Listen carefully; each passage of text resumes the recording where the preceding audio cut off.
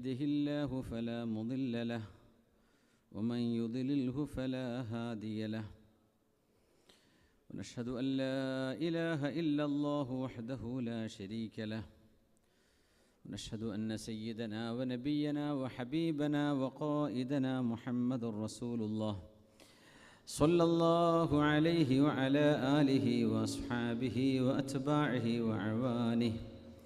أعوذ بالله السميع العليم من الشيطان الرجيم. يا أيها الذين آمنوا ما لكم إذا قيل لكم انفروا في سبيل الله اثاقلتم إلى الأرض أرضيتم بالحياة الدنيا من الآخرة فما متاع الحياة الدنيا في الآخرة إلا قليل إلا تنفروا يعذبكم عذابا أليما ويستبدل قوما غيركم ولا تضروه شيئا والله على كل شيء قدير. إلا تنصروه فقد نصره الله إذ أخرجه الذين كفروا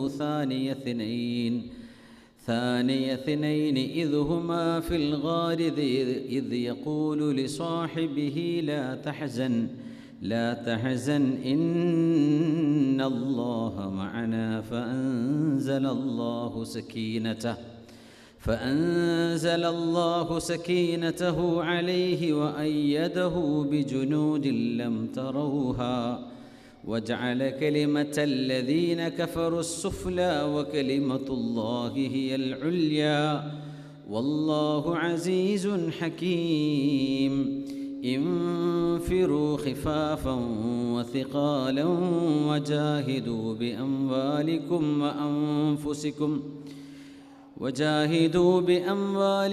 وأنفسكم في سبيل الله ذلكم خير لكم إن كنتم تعلمون. صدق الله مولانا العلي العظيم وصدق وبلغنا رسوله النبي الكريم ونحن على ذلك من الشاهدين الشاكرين والحمد لله رب العالمين. ബഹുമാന്യരായ സഹോദരങ്ങളെ, രക്ഷിതാക്കളെ, ഉമ്മമാരെ, സഹോദര സഹോദരിമാരെ, അള്ളാഹു നമ്മുടെ മജ്ലിസിനെ സ്വീകരിക്കട്ടെ. അള്ളാഹു നമ്മുടെ ഈമാൻ വർദ്ധിക്കുവാനും അറിവ് നേടുവാനും അള്ളാഹുവിൻ്റെ മാരിഫത്തിൻ്റെ വെളിച്ചം കിട്ടാനും കാരണമാകുന്ന ഒരു മജ്ലിസാക്കി അള്ളാഹു നമ്മുടെ ഇരുത്തം അള്ളാഹു കബൂൽ ചെയ്ത് അനുഗ്രഹിക്കട്ടെ. ഉംറക്ക് പോകാൻ വിചാരിച്ചിട്ടാണോ വന്നിരിക്കണത്? അങ്ങനെയാണെങ്കിൽ തന്നെ അത് വലിയ ഹൈറായൊരു ഇരുത്തായി അല്ലേ? അൽഹംദുലില്ലാഹ്. എങ്ങനെ വീണാലും ഗുണം കിട്ടുന്നൊരു പരിപാടിയാണ്. ഉംറക്ക് പോകാനൊരു ചാൻസ് കിട്ടിയാലോ എന്ന് വിചാരിച്ച് വന്നാലും രക്ഷപ്പെട്ടു, അല്ല എന്തെങ്കിലും പഠിക്കാനാണ്, ദീൻ പഠിക്കാനാണ് എന്ന് ഉദ്ദേശിച്ചാലും അൽഹംദുലില്ലാഹ്, രണ്ടും ഗുണം തന്നെ. അള്ളാഹു ഖൈർ ചെയ്ത് അനുഗ്രഹിക്കട്ടെ.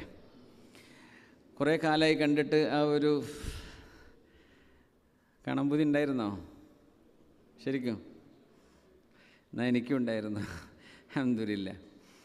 സെൻറ്റർ തുറന്ന് നമുക്ക് പഴയ പോലെ തന്നെ ഇവിടെ സജീവമായി പരിപാടികളും പ്രോഗ്രാമുകളും ഒക്കെയായി നമ്മുടെ പ്രവാസ ലോകത്തിൻ്റെ ആ ഒരു മടുപ്പും ചടപ്പൊക്കെ ഇല്ലായ്മ ചെയ്യാൻ നമ്മുടെ ഈ സെൻറ്ററിൻ്റെ ഈ സാന്നിധ്യം നമുക്ക്, അല്ലെങ്കിൽ ഇവിടെ നടക്കുന്ന പരിപാടികളൊക്കെ വലിയൊരളവോളം ആശ്വാസമാണ്. അല്ലാഹു തആല എല്ലാ നിലക്കും ഖൈർ ചെയ്ത് അനുഗ്രഹിക്കട്ടെ. പിന്നെ ഏതൊരു പ്രയാസത്തിലും ഒരു ഖൈറുണ്ടെന്നാണ് നമ്മൾക്കൊരു വിചിന്തനം അല്ലേ? ഇപ്പോൾ കൊറോണ വന്നപ്പോൾ നമ്മളൊക്കെ ഒന്ന് വീട്ടിൽ നിന്ന് കുറേ ആലോചിച്ചില്ലേ? നമ്മുടെ ഓട്ടം ഒന്ന് സ്റ്റക്കാകുമ്പോൾ നമുക്ക് ചിലതൊക്കെ ആലോചിക്കാനുള്ള സമയം കിട്ടും. അപ്പോൾ സെൻറ്ററിൻ്റെ പ്രവർത്തനങ്ങളാണെങ്കിലും നമുക്ക് എന്തെങ്കിലും നമ്മുടെ ഭാഗത്ത് നിന്ന് എന്തെങ്കിലും തെറ്റ് അല്ലെങ്കിൽ നമ്മുടെ ഇടപെടലുകൾ എന്തെങ്കിലും അപാകതകൾ ഉണ്ടായിട്ടുണ്ടോ നമുക്ക് തിരുത്താനും അതൊക്കെ തിരുത്തിയിട്ട് ശരിക്കും ഊർജ്ജസ്വലമായി മുന്നോട്ട് പോകാനുമുള്ള ഒരു കരുത്താർജിക്കാൻ, ബാറ്ററി ചാർജ് ചെയ്യുന്നൊക്കെ പറയില്ലേ, അതിനൊരവസരമായിട്ട് മാത്രം അതിനെ കണ്ടാൽ മതി. എല്ലാം ഖൈറിനാണ്. അള്ളാഹു ഖൈറിലാക്കി തരട്ടെ. മഹാന്മാർ പറയാറുണ്ട്, ഒരു മുസ്ലിമായ മനുഷ്യൻ, അത് നിങ്ങൾ ശരിക്കൊന്ന് നോട്ട് ചെയ്ത് മനസ്സിലാക്കി വെക്കാം. ഒരു മുസ്ലിമായ മനുഷ്യനോട് നമ്മൾ സംസാരിക്കുമ്പോഴേ അയാളുടെ മനസ്സ് ശരിക്കും അള്ളാഹു ഇഷ്ടപ്പെടുന്നൊരു മനസ്സാണോ അല്ലയോ എന്നറിയാൻ ഒരൊറ്റ ചോദ്യം ചോദിച്ചാൽ മനസ്സിലാവും. എന്താ? ഒരാളെ നമുക്കറിയണം, അയാൾ ആരാണെന്നറിയണം, അവരുടെ ചിന്താഗതി എന്താണെന്നറിയണം, അവർ ഈ വാദിക്കുന്നതും വാശി പിടിക്കുന്നതും അതിൽ വല്ല കാര്യമുണ്ടോ എന്നൊക്കെ പരിശോധിക്കാൻ ഒരൊറ്റ ചോദ്യം ചോദിച്ചാൽ മതിയെന്നാ. ആ ചോദ്യം മഹാന്മാർ പറയുന്നത്, ഈ ഉമ്മത്തിലെ പാപികളായ ആളുകളെക്കുറിച്ച്, ഇപ്പോൾ കുറേ ഡ്രഗ് അഡിക്റ്റായി പോകുന്ന ആളുകൾ, വഴിതെറ്റി പോകുന്ന ആളുകൾ, വിശ്വാസപരമായ വൈകല്യം സംഭവിച്ച ആളുകൾ, ഒരുപാട് സംഘടനകളുണ്ടല്ലോ നമ്മുടെ നാട്ടിലൊക്കെ. ഇങ്ങനെയുള്ള ആളുകൾ, അവരെക്കുറിച്ച് എന്താ നിൻ്റെ അഭിപ്രായം എന്ന ഒരൊറ്റ ചോദ്യം കൊണ്ട് ആ മനുഷ്യനെ നമുക്ക് മനസ്സിലാക്കാൻ പറ്റും. ആ മറുപടിയിൽ അയാൾ പറയാണ്, അവരൊക്കെ പോയി, അവരൊക്കെ തീർന്നു, അവരൊന്നും സ്വർഗത്ത് പോവില്ല, അവരൊന്നും ഗുണം പിടിക്കില്ല, അല്ലെങ്കിൽ അവരൊക്കെ തെറ്റാണ്, അവരൊക്കെ അള്ളാഹുവിൻ്റെ കോപം വാങ്ങുന്ന ആളുകളാണ്, അതൊന്നും ശരിയല്ല, അല്ലെങ്കിൽ അവരൊന്നും രക്ഷപ്പെടില്ല. പാപികളായ ആളുകളെ സംബന്ധിച്ച്, അല്ലെങ്കിൽ നമ്മുടെ എതിർപക്ഷത്തുള്ളവരാണ് എന്ന് നമ്മൾ വിചാരിക്കുന്ന ആളുകളെക്കുറിച്ച് നിരാശാജനകമായി ഒരു മുഅ്മിൻ സംസാരിക്കൂല എന്നാ. അള്ളാഹുവിനെ ഇഷ്ടപ്പെടുന്നൊരു മനുഷ്യൻ, പടച്ചവൻ ഇഷ്ടപ്പെടുന്ന ആളാണെങ്കിൽ അയാൾ പറയാം, അള്ളാഹു അവരെ നന്നാക്കട്ടെ, അള്ളാഹു അവർക്ക് ഹിദായത്ത് കൊടുക്കട്ടെ, അവർക്ക് സ്വർഗം പ്രാപിക്കാനുള്ള വഴിയുണ്ടാകട്ടെ, അവരെ അള്ളാഹു തആല ഹിദായത്തിൻ്റെ വഴിയിലേക്ക് കൊണ്ടുവരട്ടെ, അവർക്കല്ല പുറത്തു കൊടുക്കട്ടെ. ആ ഒരു റഹ്മത്തിൻ്റെ ഒരാശയം ഒരാൾ പറയുന്നുണ്ടെങ്കിൽ അവൻ്റെ ഖൽബ് അള്ളാഹുമായി കണക്ട് ചെയ്ത ഖൽബാണെന്നാണ്. കാരണം അള്ളാഹു ഗഫൂറുർ റഹീമാണ്. ഈ കാരുണ്യം മനുഷ്യരെ താഴെ വെച്ച് കഴിഞ്ഞാൽ നമ്മൾ അള്ളാഹുവിൻ്റെ മുമ്പിൽ ഒന്നുമല്ല. നമ്മളാരും ആരെയും വിധി പറയാൻ ആളുകളല്ല. ആണോ? അല്ല. ഒരു മനുഷ്യൻ കിണറ്റിൽ വീണുപോയാൽ നമ്മൾ ആ മനുഷ്യനെ കിണറ്റിൽ നിന്ന് പിടിച്ച് പൊക്കിയെടുക്കൂലേ? ഒരു മനുഷ്യൻ തെറ്റിലേക്ക് പോയാൽ, ഒരു മനുഷ്യന് വഴിതെറ്റിപ്പോയാൽ, ഏതെങ്കിലും ചാബല്യങ്ങളിൽ പെട്ടുപോയാൽ ആ മനുഷ്യൻ അള്ളാഹുവെ നേർവഴിയിലേക്ക് നീ കൊണ്ടുവരണേ, ആ മനുഷ്യനെ നന്നാക്കി കൊടുക്കണമേ, ആ പെണ്ണിനെ, ആ ആണിനെ, ആ കുട്ടിയെ, ആ വിദ്യാർത്ഥിയെ പടച്ചവനെ നീ ഖൈറിലേക്ക് എത്തിച്ചു കൊടുക്ക്, മാപ്പ് ചെയ്ത് കൊടുക്ക് റബ്ബേ, കഴുകി ശുദ്ധിയാക്കി കൊടുക്ക് എന്നുമാണ് ഒരു മുഅ്മിനായ മനുഷ്യൻ പറയാൻ. അങ്ങനെ പറയാൻ പാടുള്ളൂ. അപ്പോൾ മനസ്സിലാകും ആ മനുഷ്യൻ്റെ ഖൽബ് ശരിക്കും പടച്ചതമ്പുരാൻ ഇഷ്ടപ്പെടുന്ന ഖൽബാണോ അല്ലയോ എന്ന്. മൗലാന മുത്തവല്ലി ഷഅറാവി റഹിമഹുല്ലാ 2000-ലെങ്ങാനും ഈ 21-ാം നൂറ്റാണ്ടിൻ്റെ ആദ്യ ഭാഗം ലോകത്തോട് വിട പറഞ്ഞ മുസ്ലിം ഉമ്മത്ത് ഈ അടുത്ത കാലം വരെ കണ്ടതിൽ പ്രഗത്ഭനായ അഹ്ലുസുന്നയുടെ ആലിമായിരുന്നു, ഈജിപ്തുകാരനായിരുന്ന മഹാനായ ഷെയ്ഖ് മുത്തവല്ലി ഷഅറാവി റഹിമഹുല്ലാ. അദ്ദേഹം ഇതുപോലെ ഒരാളോടൊരു സംസാരം വന്നപ്പോഴേ മഹാൻ ഈ ഒരു ചോദ്യം ചോദിച്ചു. എനിക്കത് പെട്ടെന്ന് ഓർമ്മ വന്നപ്പോൾ റിലേറ്റ് ചെയ്യുകയാണ്. അപ്പോൾ അദ്ദേഹം ചോദിച്ചു, ഇവിടെ കാസിനോകളിലും ക്ലബ്ബുകളിലും പബ്ബുകളിലും അതുപോലെ തന്നെ ഈ മദ്യലഹരി വ്യഭിചാരശാലകളിലൊക്കെ നിൽക്കുന്ന മനുഷ്യരെക്കുറിച്ച് എന്താ നിൻ്റെ അഭിപ്രായം എന്ന് ചോദിച്ചു. അവൻ പറഞ്ഞു, എനിക്ക് പറ്റുമെങ്കിൽ ഞാൻ അവിടെ പോയി ഇപ്പോൾ ബോംബിട്ടേനെ എന്ന് പറഞ്ഞിടോ, നീ ഒരു മുസ്ലിമല്ലേ, അവരെ നീ അങ്ങനെ ബോംബിട്ട് കളഞ്ഞ് അവർ മരിച്ചു കഴിഞ്ഞാൽ അവർ നരകത്തിലേക്കല്ലേ പോവുക? നീ മുസ്ലിം എന്ന നിലയ്ക്ക് നിൻ്റെ കൽബിൽ റഹ്മത്തോടെ അവർക്ക് തൗബ ചെയ്യാൻ നീ അവസരം കൊടുത്തോ, അവർക്ക് നീ ദഅവത്ത് ചെയ്തു കൊടുത്തോ, അവർക്ക് വേണ്ടി നീ പ്രാർത്ഥിച്ചു കൊടുത്തോ? നീ അവരെ നരകത്തേക്കല്ലേ പറഞ്ഞയച്ചത്, അവരെ സ്വർഗത്തിലേക്കാക്കാൻ നിന്നെ കൊണ്ട് കഴിയുമായിരുന്നില്ലേ എന്ന് ചോദിച്ചു. മുഅ്മിനീങ്ങൾ ഈ ഒരു വിശാലമായ തലത്തിൽ ചിന്തിക്കേണ്ടവരാണ്. നമ്മുടെ ഹൃദയം അങ്ങനെയാണ്. നമ്മുടെ ആലിമീങ്ങൾ എന്താ പറയാമെന്നറിയോ?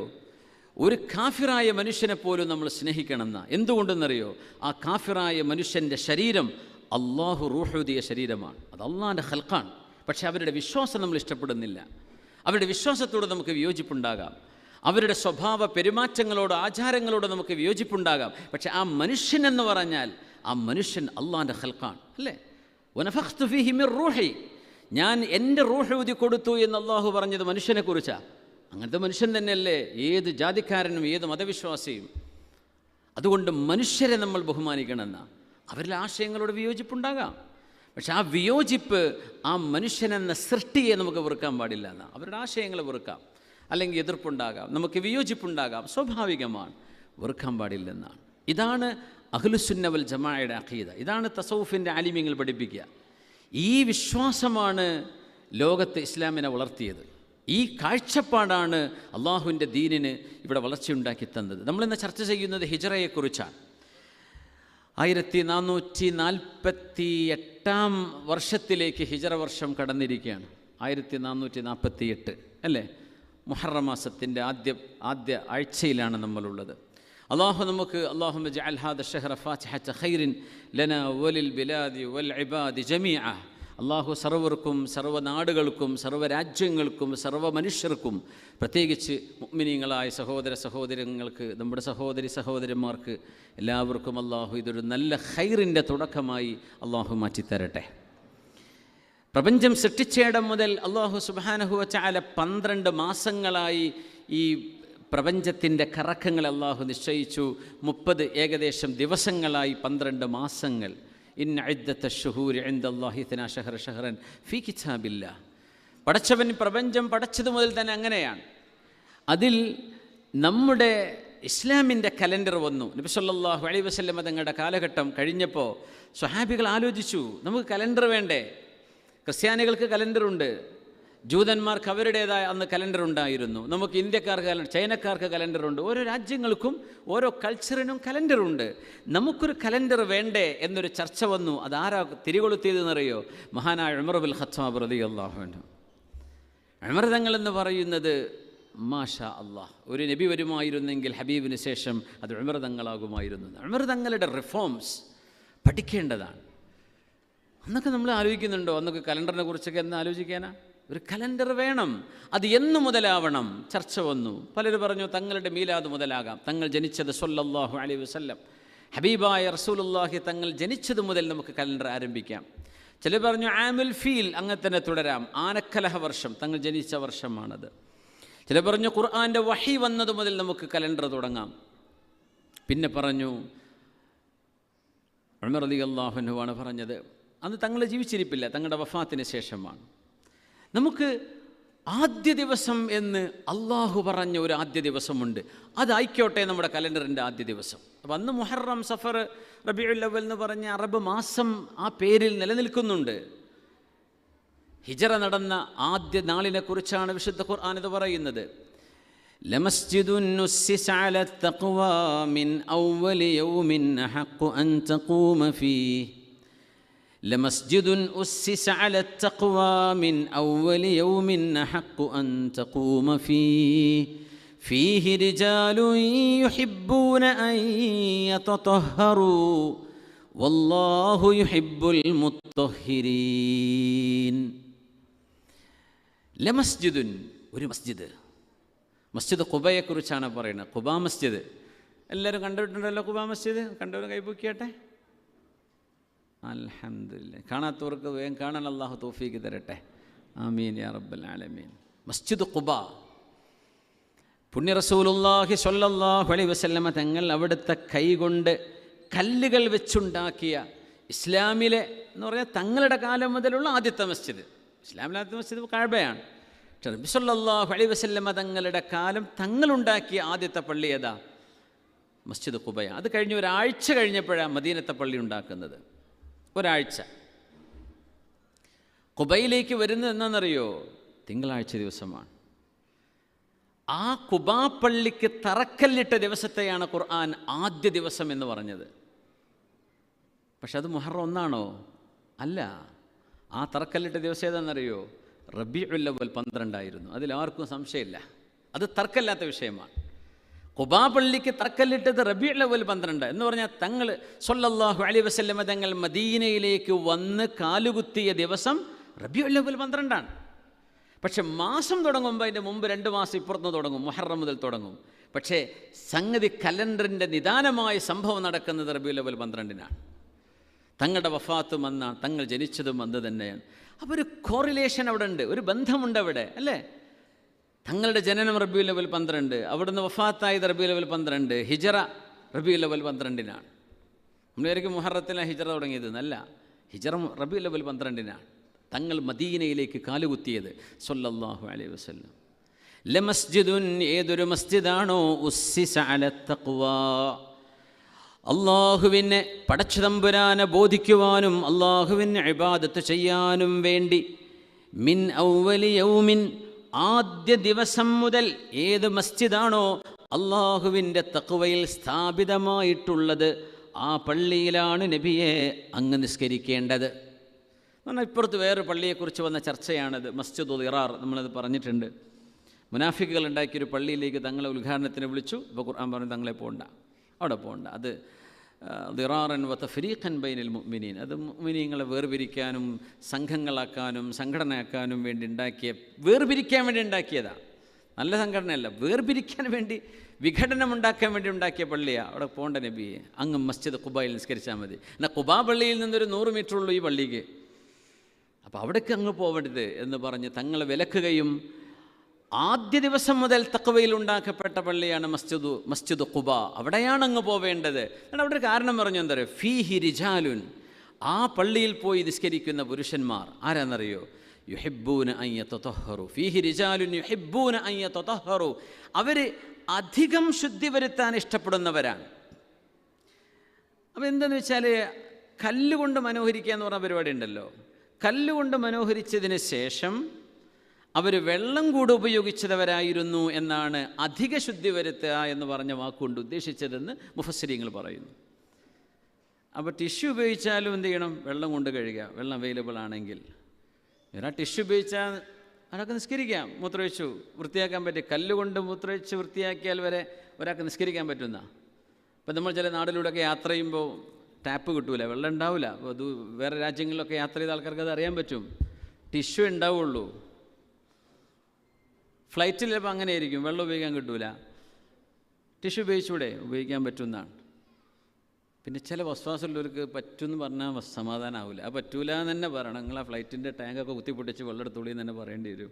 പറ്റും, കുഴപ്പമില്ല, നിങ്ങൾക്ക് നിസ്കരിക്കാൻ പറ്റുമോ, നിസ്കരിക്കാം. പക്ഷെ വെള്ളം കൂടെ അതിൻ്റെ കൂടെ ഉപയോഗിക്കുമ്പോൾ കൂടുതൽ ശുദ്ധി വരുത്തലാണ്, അത് അല്ലാഹുവിന് ഇഷ്ടമാണ്. ഖുബാ പള്ളിയിൽ വരുന്ന ആൾക്കാർ അങ്ങനെയായിരുന്നു എന്നാ. അതുകൊണ്ടാണ് യുഹിബ്ബൂന അൻ യതതഹറു വല്ലാഹു യുഹിബ്ബുൽ മുത്തഹിരീൻ. അങ്ങനെ അധിക ശുദ്ധി വരുത്തുന്ന ആളുകൾ അല്ലാഹുവിന് ഇഷ്ടമാണ്. വസ്വാസ് ചെയ്യുന്നവരെ ഇഷ്ടമാണെന്നല്ല ഈ പറഞ്ഞതേ, വസ്വാസാക്കാനല്ല പറയണത്. പക്ഷേ ബോഡി ഹൈജീൻ, ശരീരം ശുദ്ധി വരുത്തുക എന്നത് ഒരു വലിയ വിഷയമാണ്. ഖുബാ പള്ളിയിലേക്ക് നിസ്കരിക്കാൻ വന്നിരുന്ന ആളുകളൊക്കെ അങ്ങനെ ചെയ്തിരുന്നവരായിരുന്നു എന്ന് വിശുദ്ധ ഖുർആൻ പറഞ്ഞുകൊണ്ടാണ് ആ പള്ളിയുടെ ആദ്യ ദിവസത്തെ ഖുർആൻ പരിചയപ്പെടുത്തിയത്. അതാണ് നമ്മുടെ കലണ്ടർ, അവിടെ മുതൽ ആയിക്കോട്ടെ എന്ന് മഹാനായ ഉമർ ഇബ്നുൽ ഖത്താബ് റളിയല്ലാഹു അൻഹു. ഹബീബായ സല്ലല്ലാഹു അലൈഹി വസല്ലം തങ്ങൾ മദീനയിൽ കാലുകുത്തിയിട്ട് ഇന്നേക്ക് എത്ര വർഷമായി? അപ്പോൾ 1448 വർഷമാണിത്. ഈസാ നബി അലൈഹി സ്വലാം ജനിച്ചിട്ട് എത്ര വർഷമായി? ഈസാ നബി ജനിച്ചിട്ട് 2026 വർഷം. അതാണ് നമ്മുടെ സോളാർ കലണ്ടറിലെ ക്രിസ്ത്യൻ കലണ്ടർ എന്ന് പറയുന്നത്. നമ്മൾ ഫോളോ ചെയ്യുന്ന കലണ്ടറിലെ കൂടുതൽ ഉപയോഗിക്കുന്ന കലണ്ടർ ഈസാ നബി ജനിച്ചത് മുതലാണ്. ഹിജ്റ എന്ന് പറയുന്നത് പുണ്യ റസൂലുള്ളാഹി സ്വല്ലല്ലാഹു അലൈഹി വസല്ലം തങ്ങളുടെ ജീവിതത്തിൽ തങ്ങൾ ഏറ്റവും പ്രയാസപ്പെട്ട് കഴിഞ്ഞ 3 ദിവസങ്ങളാണ്. ഒരു മനുഷ്യന് ദുന്യാവിൽ കിട്ടാവുന്ന കിടന്നുറങ്ങാനും ഒന്ന് ചാഞ്ഞു കിടക്കാനും പറ്റുന്ന ഇടങ്ങളിൽ, മനുഷ്യൻ്റെ വീടെന്ന് പറയുന്നത് വജഅല ലക്കും മിൻ ബുയൂതിക്കും സകന, നിങ്ങൾക്ക് നിങ്ങളുടെ വീടുകളിൽ അല്ലാഹു ആശ്വാസം തന്നു. വീടിൽ ആശ്വാസമുള്ള സ്ഥലമാണ്, അല്ലേ? മുഅ്മിനായ മനുഷ്യൻ്റെ സആദത്തിൽപ്പെട്ടതാണ് അൽ മൻസിലുൽ വാസിഉ, വിശാലമായ വീട്. വൽ മർകബുൽ ഹനീഉ, ആശ്വാസം തരുന്ന വാഹനം. വൽ ജാറു സ്വാലിഹ്, നല്ല അയൽവാസി. പിന്നെ പറഞ്ഞു അൽ മർഅത്തു സ്വാലിഹ, സ്വാലിഹത്തായ ഭാര്യ. ഇത് 4 ഒരു മുഅ്മിനായ മനുഷ്യൻ്റെ സൗഭാഗ്യമാണ്. അതിൽ പറഞ്ഞ മൻസിഉൽ വാസിഉ, വിശാലതയുള്ള വീട്. അവനവൻ്റെ കഴിവിനോ നിഅമത്തിനനുസരിച്ച് ഒരു മനുഷ്യന് വീടുണ്ടാക്കിയാൽ ഒന്നും പ്രശ്നമൊന്നും കാര്യമല്ല, അഹങ്കരിക്കാൻ പാടില്ല എന്നേ ഉള്ളൂ. തങ്ങൾ താമസിച്ച അവിടുത്തെ ജീവിതത്തിലെ 3 ദിവസമാണ് ഏറ്റവും സങ്കുചിതമായ ഒരിടത്തിന് തങ്ങൾ താമസിച്ചത്. അതെവിടെയാണെന്നറിയോ? പരിശുദ്ധമായ ഗാറ് സൗറിലാണത്, സൗർ ഗുഹയിലാണത്. സൗർ ഗുഹ എന്ന് പറയുന്നത് മക്കയുടെ സൗത്ത് ഈസ്റ്റിലാണ്, മദീന എന്ന് പറഞ്ഞത് നോർത്ത് വെസ്റ്റാണ്. ഹിജ്റ പോകുന്ന സമയം ശത്രുക്കൾക്ക് പിടികൊടുക്കാതിരിക്കാൻ തങ്ങൾ എതിർവശത്തേക്ക് സഞ്ചരിച്ചു. അറിയാലോ, ശത്രുക്കൾക്ക് പിടികൊടുക്കാൻ നെഞ്ചുരിച്ച് നടക്കാൻ പാടില്ല എന്നാ. ഒളിച്ചിരിക്കാൻ പറ്റുമെങ്കിൽ ഒളിച്ചിരിക്കണം, തടി രക്ഷപ്പെടുത്താൻ പറ്റുമെങ്കിൽ അങ്ങനെ രക്ഷപ്പെടുത്തണം. ഞാൻ വലിയ ധൈര്യവാനെന്ന് പറഞ്ഞ് ചെയ്യാൻ പാടില്ല എന്നാ, അബദ്ധം ചെയ്യരുതെന്നാ തങ്ങൾ സ്വല്ലല്ലാഹു ഞങ്ങൾക്ക് പറഞ്ഞൂടെ, ഞാൻ അള്ളാഹുവിൻ്റെ നബിയാണ്, അള്ളാഹു എന്നെ ഇസ്രാ കൊണ്ടുപോയിട്ടുണ്ട്. ഇസ്രാ നടക്കിയതിന് ശേഷമല്ലേ ഹിജ്റ പോകുന്നത്. അള്ളാഹു തആല ഹബീബായ തങ്ങളെ 7 ആകാശങ്ങളും അതിനപ്പുറത്തേക്ക് കൊണ്ടുപോയ ഇസ്രാഇൻ്റെ ശേഷമാണ് തങ്ങൾ ഹിജ്റ പോകുന്നത് സ്വല്ലല്ലാഹു അലൈഹി വസല്ലം. ആ ഹിജ്റ പോകുമ്പോഴേ തങ്ങൾ പ്രിക്കോഷൻസ്, സുരക്ഷാ മാനദണ്ഡങ്ങൾ നിബിധങ്ങൾ പാലിച്ചു എന്നാ. അത് തവക്കുലിൻ്റെ ഭാഗമാണ്, അത് തവക്കുലാണ്. ഒരാളിപ്പോൾ നാട്ടിൽ നിന്ന് വിസിറ്റ് വന്നിരിക്കുകയാണ്, ജോലി വേണം, റൂം കുത്തിരിക്കാൻ ഞാൻ തവക്കുലാക്കിയിരിക്കുകയാണ്. മുഴുവൻ സമയം പള്ളിയിൽ തന്നെയാണ്, എന്താ ഞാൻ തവക്കുലാക്കിയിരിക്കുകയാണ്. ഒരു CV കൊണ്ടേ കൊടുക്കണില്ല, ഒരു ഇൻ്റർവ്യൂ അറ്റൻഡ് ചെയ്യില്ല, ഒരു ഫോൺ കോൾ അറ്റൻഡ് ചെയ്യൂല. അതെന്ത് തവക്കുൽ? അതിന് തവാക്കുൽ എന്നാ പറയാ. തവക്കുലും തവാക്കുലുമുണ്ട്. തവാക്കുൽ എന്ന് പറഞ്ഞാൽ ഒരു പണിയും അസ്ബാബുകൾ ചെയ്യാതെ കാത്തിരിക്കുക, അത് ചെയ്യാൻ പാടില്ല എന്നാ. തവക്കുൽ ചെയ്യാൻ തങ്ങളുടെ തവക്കുലാണത് സ്വല്ലല്ലാഹു അലൈഹി വസല്ലം.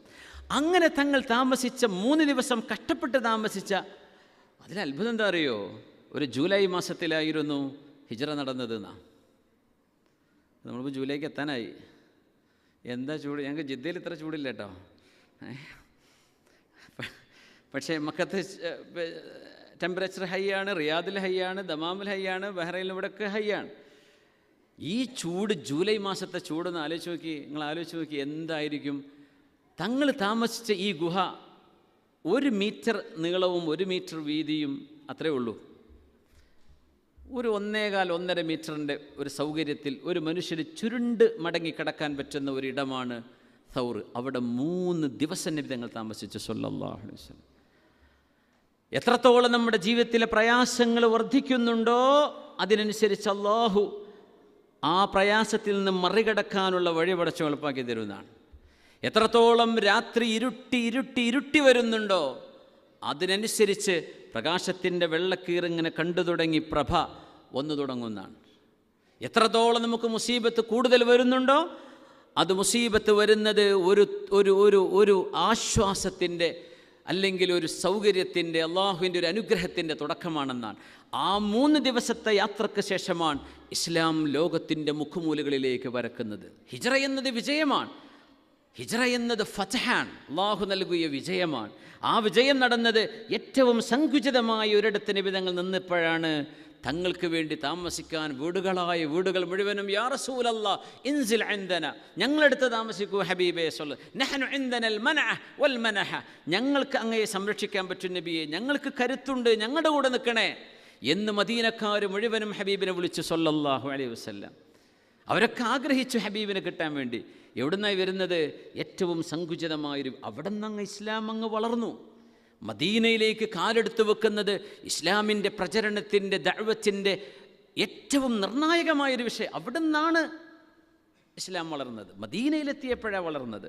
മക്കയിൽ വളർച്ചയില്ല എന്നല്ല, ഒരു 250 മെമ്പർമാരേ ആയിട്ടുള്ളൂ. അവരെയും കൊണ്ടാണ് ഹിജ്റ വരുന്നത് സ്വല്ലല്ലാഹു അലൈഹി വസല്ലം. ആ ഒരു ഹിജ്റയുടെ, മദീനയുടെ മക്ക ജീവിതത്തിലെ ആദ്യകാലത്തെ ചില കാര്യങ്ങൾ നമ്മൾ മനസ്സിലാക്കണം. ഹിജ്റ എന്നതൊരു പലായനമാണ്. ഉള്ളത് ഇട്ടേച്ചുകൊണ്ട് ഓടുകയാണത്, ഉള്ളത് ഇട്ടേച്ചുകൊണ്ട് ഓടിയ യാത്രയാണത്.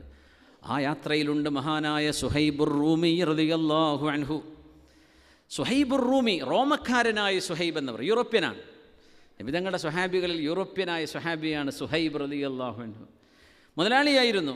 മക്കക്കാർ മുഴുവനും അവരുടെ പൈസ കിട്ടാൻ വേണ്ടി പറഞ്ഞു നിങ്ങളെ വിടൂല എന്ന് പറഞ്ഞു മദീനത്തേക്ക്. തങ്ങളെന്താ ചെയ്തത് സ്വല്ലല്ലാഹു അലൈഹി വസല്ലം? ഇസ്ലാം വളർന്ന് ഒരു രംഗത്തേക്ക് എത്തിയപ്പോൾ സ്വഹാബികളോട് പറയാം, ഇനി ഒരു ജനവാതിൽ, ഒരു വാതിൽ തുറന്നു കിട്ടണം. നമ്മളൊരിടത്ത് തന്നെ ഇരുന്നാൽ നമുക്ക് എന്ത് ചെയ്യാൻ പറ്റില്ല, വിജയിക്കാൻ കഴിയില്ല. ചില വഴികൾ തുറക്കണം നമ്മുടെ മുമ്പിൽ. ആദ്യ വഴി തുറന്നു ഹബഷയിലേക്ക് പോകാൻ, എത്യോപ്യയിലേക്ക് പോകാൻ.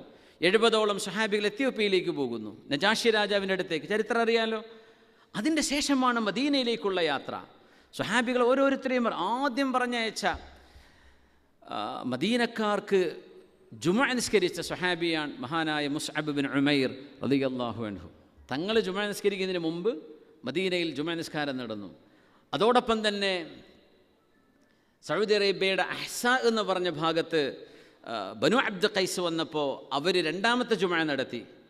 മൂന്നാമത്തെ ജുമുഅക്ക് നബി തങ്ങൾ സല്ലല്ലാഹു അലൈഹി വസല്ലം മദീനയിലേക്ക് എത്തുന്നത്. സ്വഹാബികളൊക്കെ ആദ്യം പോയി, അവരൊക്കെ നബി തങ്ങൾ പോകാൻ പറഞ്ഞു, ഓരോരുത്തരോടും പോകാൻ പറഞ്ഞു. മുസ്അബ് ബിൻ ഉമൈർ എന്നവരെ സ്വഹാബികളിൽ സുമുഖനും മുതലാളിയുമായ ചെറുപ്പക്കാരനാണ്. അവർ യങ്ങാണ്. മുസ്അബ് ബിൻ ഉമൈർ റളിയല്ലാഹു അൻഹു അദ്ദേഹം ഒരു വഴിയിലൂടെ നടന്നു പോയാൽ 1 മണിക്കൂർ 2 മണിക്കൂർ കഴിഞ്ഞാലും ഇതിലെ മുസ്അബ് എന്നവർ പോയിരുന്നു എന്ന് പിറകെ വരുന്നവർ പറയുന്ന കാരണം എന്താണെന്നറിയോ? അദ്ദേഹം ഉപയോഗിച്ചിരുന്ന പെർഫ്യൂം അങ്ങനത്തെ പെർഫ്യൂമായിരുന്നു. അത്രയും സ്മെല്ലുള്ള പെർഫ്യൂമായിരുന്നു. ഓ, മുസ്അബ് ഇതിൽ പോയിട്ടുണ്ടല്ലേ എന്ന് പറയുന്ന. ഉമ്മ നല്ലോണം പൈസ കൊടുക്കും. ഉമ്മ മുതലാളിയായിരുന്നു, ഉമ്മ കച്ചവടക്കാരിയായിരുന്നു.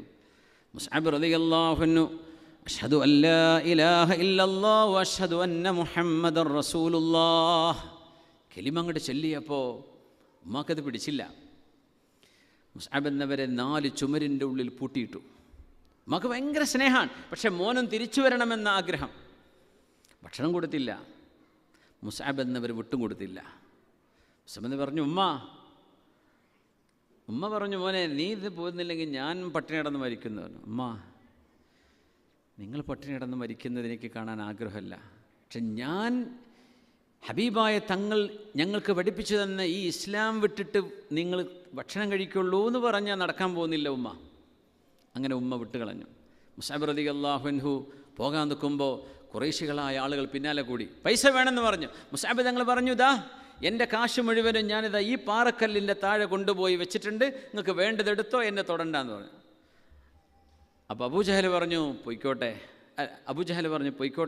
ഖുറൈശികളെ തടയണ്ട, പൈസ ഉണ്ടല്ലോ, നമുക്കത് പോരെ, അവർ പൊയ്ക്കോട്ടെ എന്ന് പറഞ്ഞു. മുസ്അബ് തങ്ങൾ പോയി മദീനയിലേക്കെത്തി. മദീനയിലെത്തിയപ്പോൾ മദീനക്കാർക്ക് മുഴുവനും നിസ്കാരം പഠിപ്പിക്കാനും ഒളു പഠിപ്പിക്കാനും ഈമാൻ പഠിപ്പിക്കാനും ഹബീബായ തങ്ങൾ പറഞ്ഞയച്ച ഇസ്ലാമിലെ ആദ്യത്തെ അംബാസഡർ എന്ന് ചോദിച്ചാൽ അത് മുസ്അബ് ബിൻ ഉമൈർ റളിയല്ലാഹു അൻഹു ആണ്. മുസ്അബ് തങ്ങൾ അവിടെ എത്തി. എല്ലാവർക്കും ദീനൊക്കെ തങ്ങൾ വരുമ്പോഴേക്കും മദീനക്കാർ നിസ്കാരമൊക്കെ പഠിച്ച് റെഡിയാണ്. പിന്നെ പോകുന്നത് മഹാനായ സുഹൈബുർ റൂമി റളിയല്ലാഹു അൻഹു, യൂറോപ്യനാണ്. എത്ര വയസ്സെന്നറിയോ? ഹിജ്റ പോകുമ്പോൾ 120 വയസ്സാണ്. 120 വയസ്സുള്ള സ്വഹാബിയാണെന്ന് മഹാനായ സുഹൈബുർ റൂമി റളിയല്ലാഹു അൻഹു. അവർ പറഞ്ഞു, പിടിച്ചു വെക്കുമെന്ന് പറഞ്ഞു.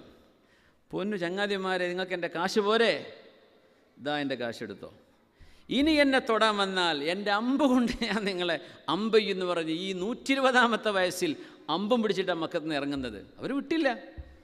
എൻ്റെ പൈസ മുഴുവൻ നിങ്ങളെടുത്തോ, ഞാൻ പോവാണെന്ന് പറഞ്ഞു.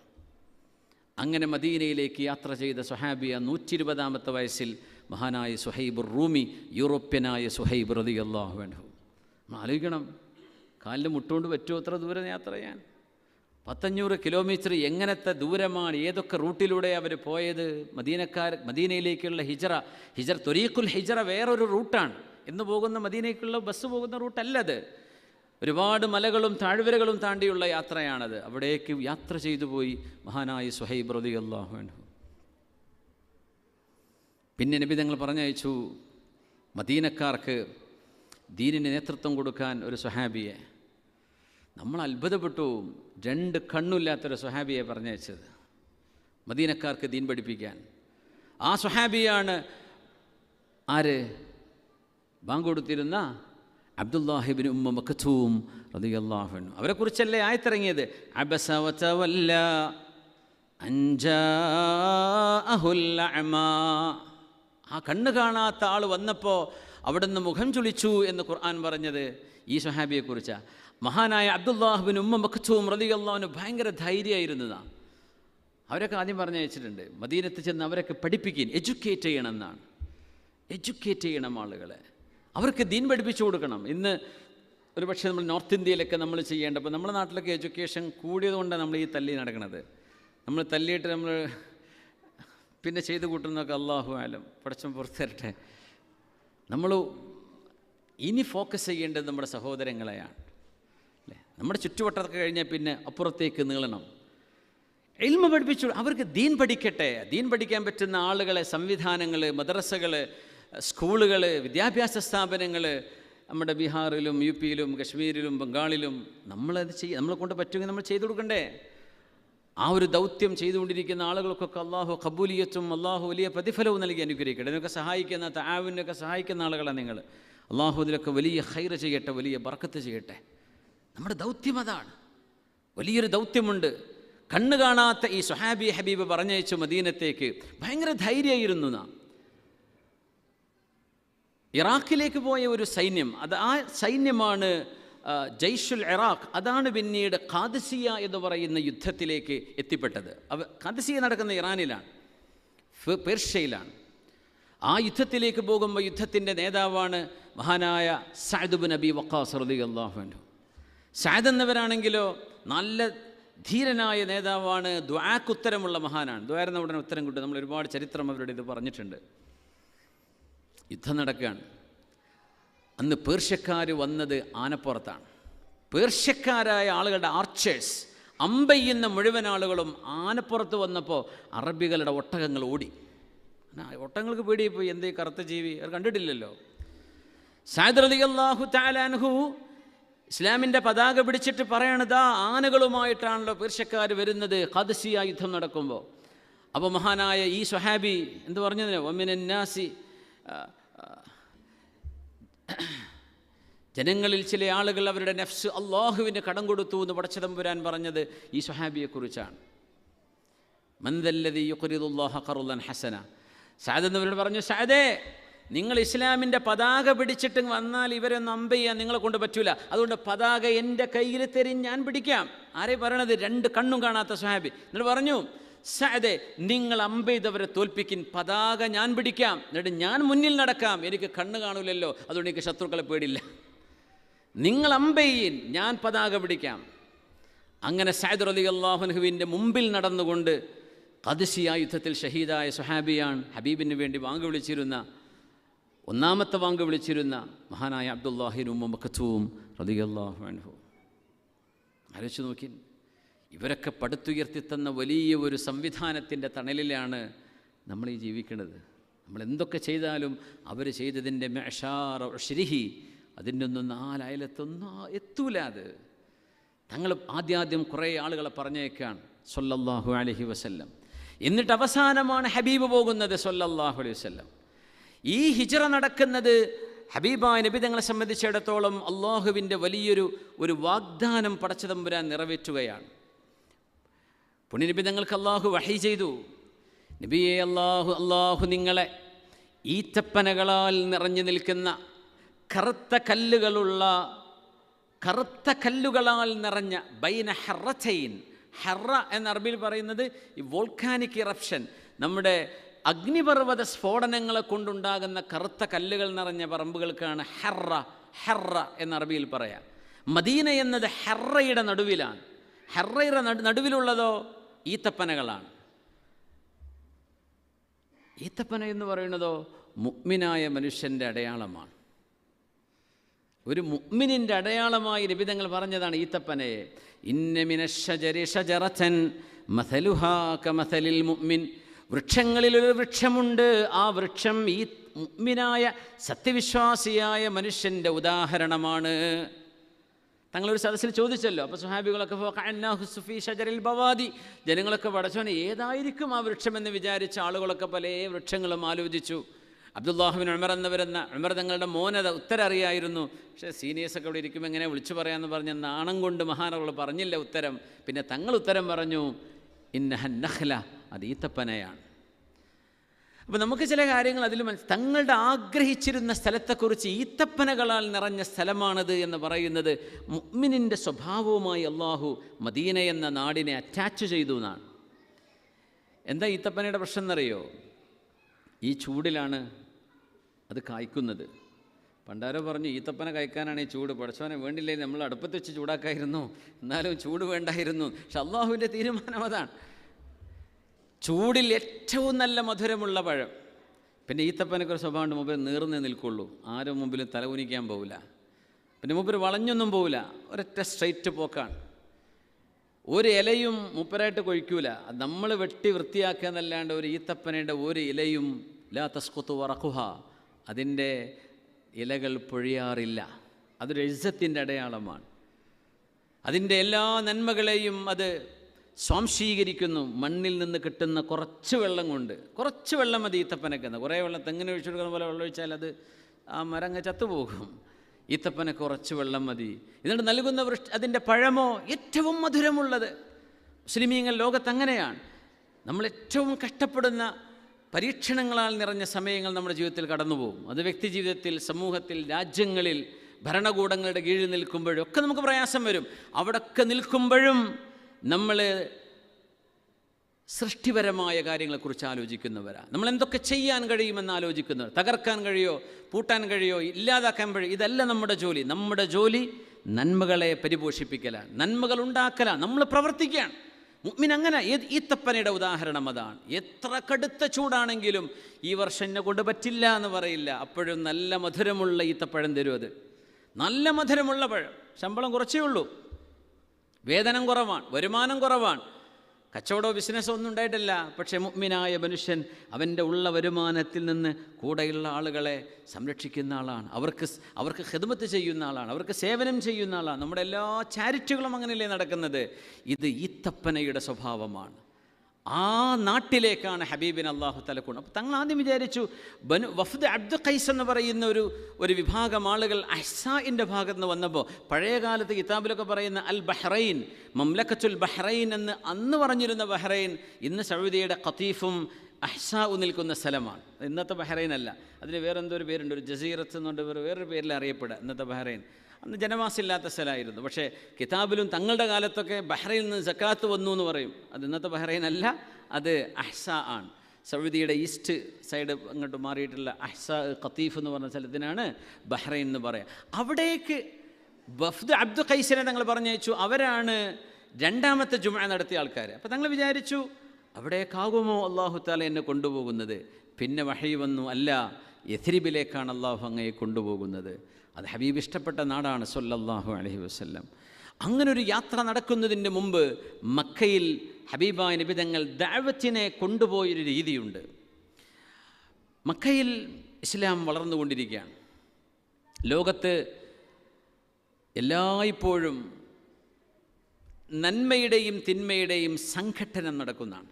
ലോകത്ത് എല്ലാ പ്രശ്നം ഉണ്ടാക്കുന്ന ആൾക്കാരും എല്ലാവിധ മോശപ്പെട്ട ചിന്താധാരകളും ഇല്ലായ്മ ചെയ്യപ്പെട്ടാൽ ജനങ്ങളൊക്കെ ഓട്ടോമാറ്റിക്കലി നന്മയുടെ പക്ഷത്ത് നിൽക്കും. അങ്ങനെയല്ലേ ഉണ്ടാവുക? അങ്ങനെ വരുമ്പോൾ അള്ളാഹുവിൻ്റെ ഒരു ലിയബലുവക്കും നിങ്ങളെ പരീക്ഷിക്കാനാണ് ഈ ലോകം. ഈ ലോകത്ത് അള്ളാഹു പ്രതിഫലം തരില്ല. പ്രതിഫലം തരുന്ന കേസുണ്ട്, പക്ഷേ പ്രതിഫലം അള്ളാഹു തആല വാഗ്ദത്തം ചെയ്തിരിക്കുന്നത് പരലോകത്തേക്കാണ്. ഹാദിഹി ദുന്യാ ദാറു അമലില്ലാ ജസാ. ഈ ലോകം, ഈ ദുന്യാവ് എന്ന് പറഞ്ഞാൽ പണിയെടുക്കേണ്ട ലോകമാണ്. കൂലി ഇവിടെ കിട്ടുമോ? കൂലി അവിടെയാണ്. അപ്പോൾ എന്താ പഠിച്ചോ ഇപ്പം തന്നെ അങ്ങോട്ട് ഇറക്കാത്തത്, അള്ളാൻ്റെ ശിക്ഷ, എന്താ ഇപ്പം തന്നെ കൂലി അങ്ങ് കൊടുക്കാത്തത്, എന്താ പഠിച്ചോണ്ട് മുമ്പിലേക്ക് ഇറങ്ങി വരാം, അതൊന്നും പറയരുത്. ഇത്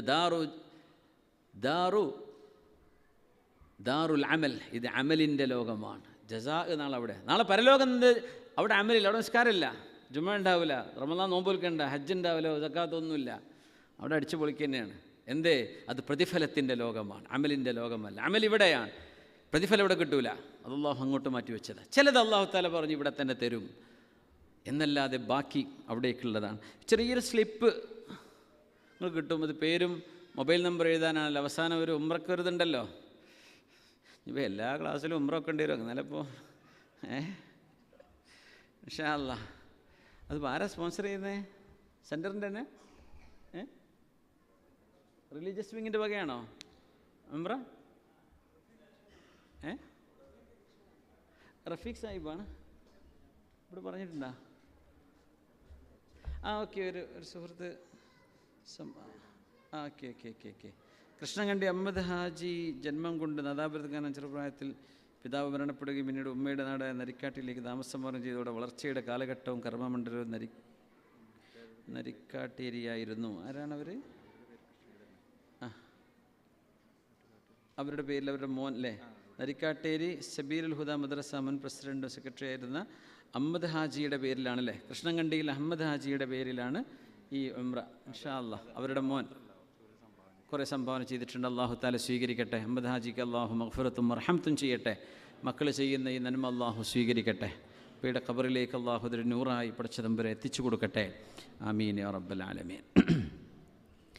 അപ്പോൾ ലോകത്ത് നന്മയും തിന്മയുടെയും തമ്മിലുള്ള ഈ ഒരു സംഘട്ടനം ലോകത്ത് നടന്നുകൊണ്ടിരിക്കുന്നതാണ്. അള്ളാഹുവിൻ്റെ തീരുമാനം. ലാ യുസ്അലു അമ്മാ യഫ്അലു വഹും യുസ്അലൂൻ. അള്ളാഹു ചെയ്യുന്നതിൽ ചോദ്യമില്ല.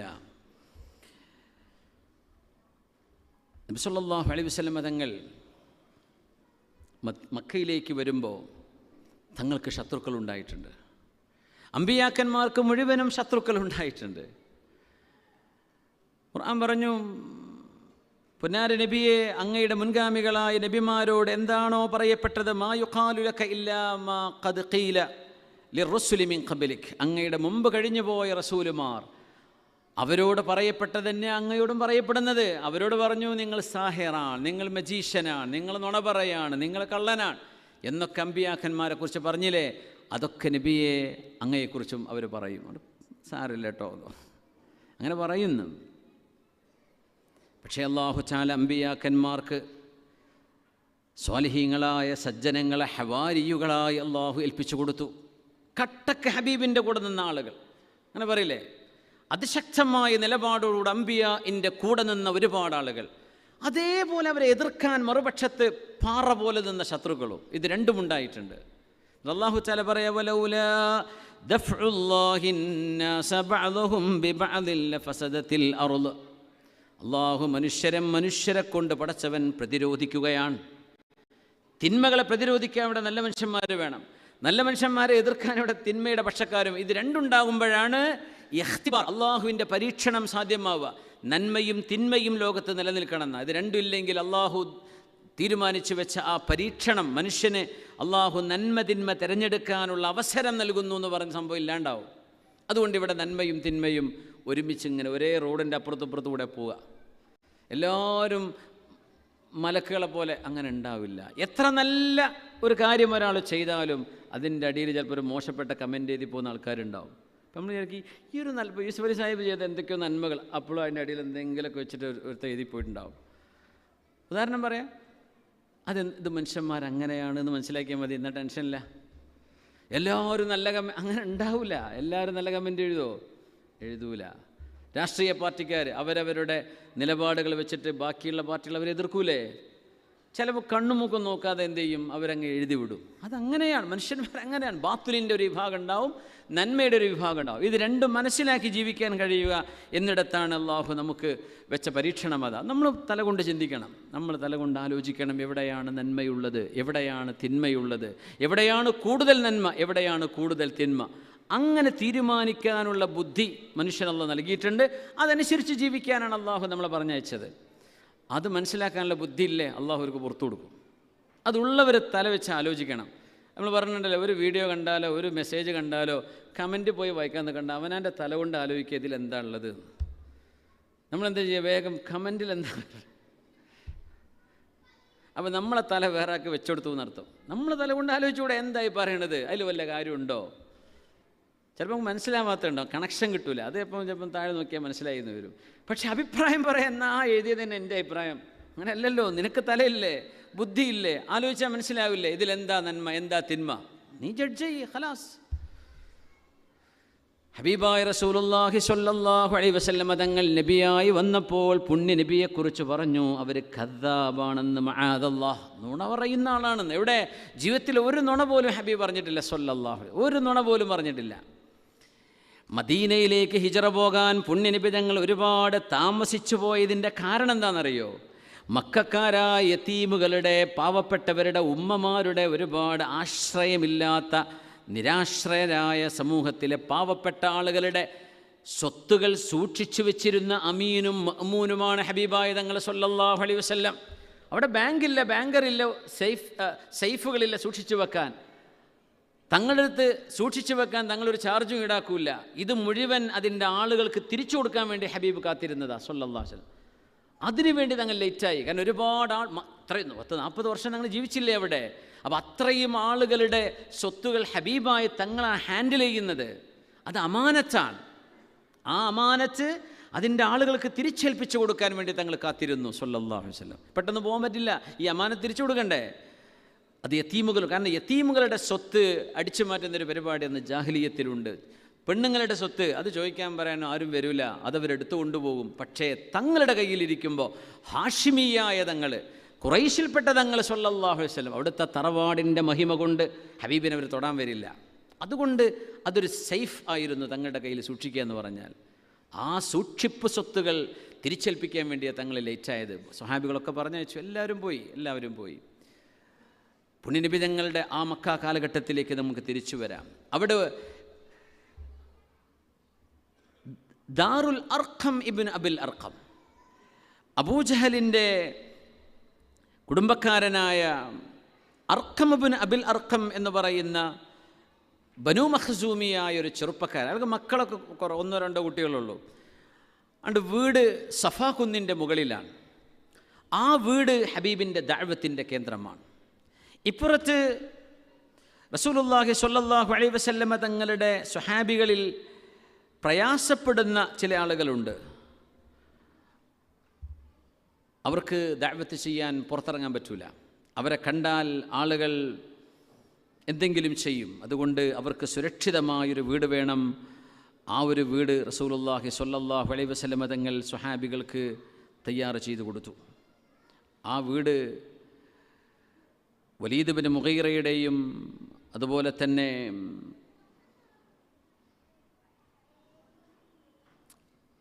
അംർ ബിൻ ഹിഷാം, അബൂജഹലിൻ്റെയും കുടുംബക്കാരിൽപ്പെട്ട ഒരാളുടെ വീടാണ്.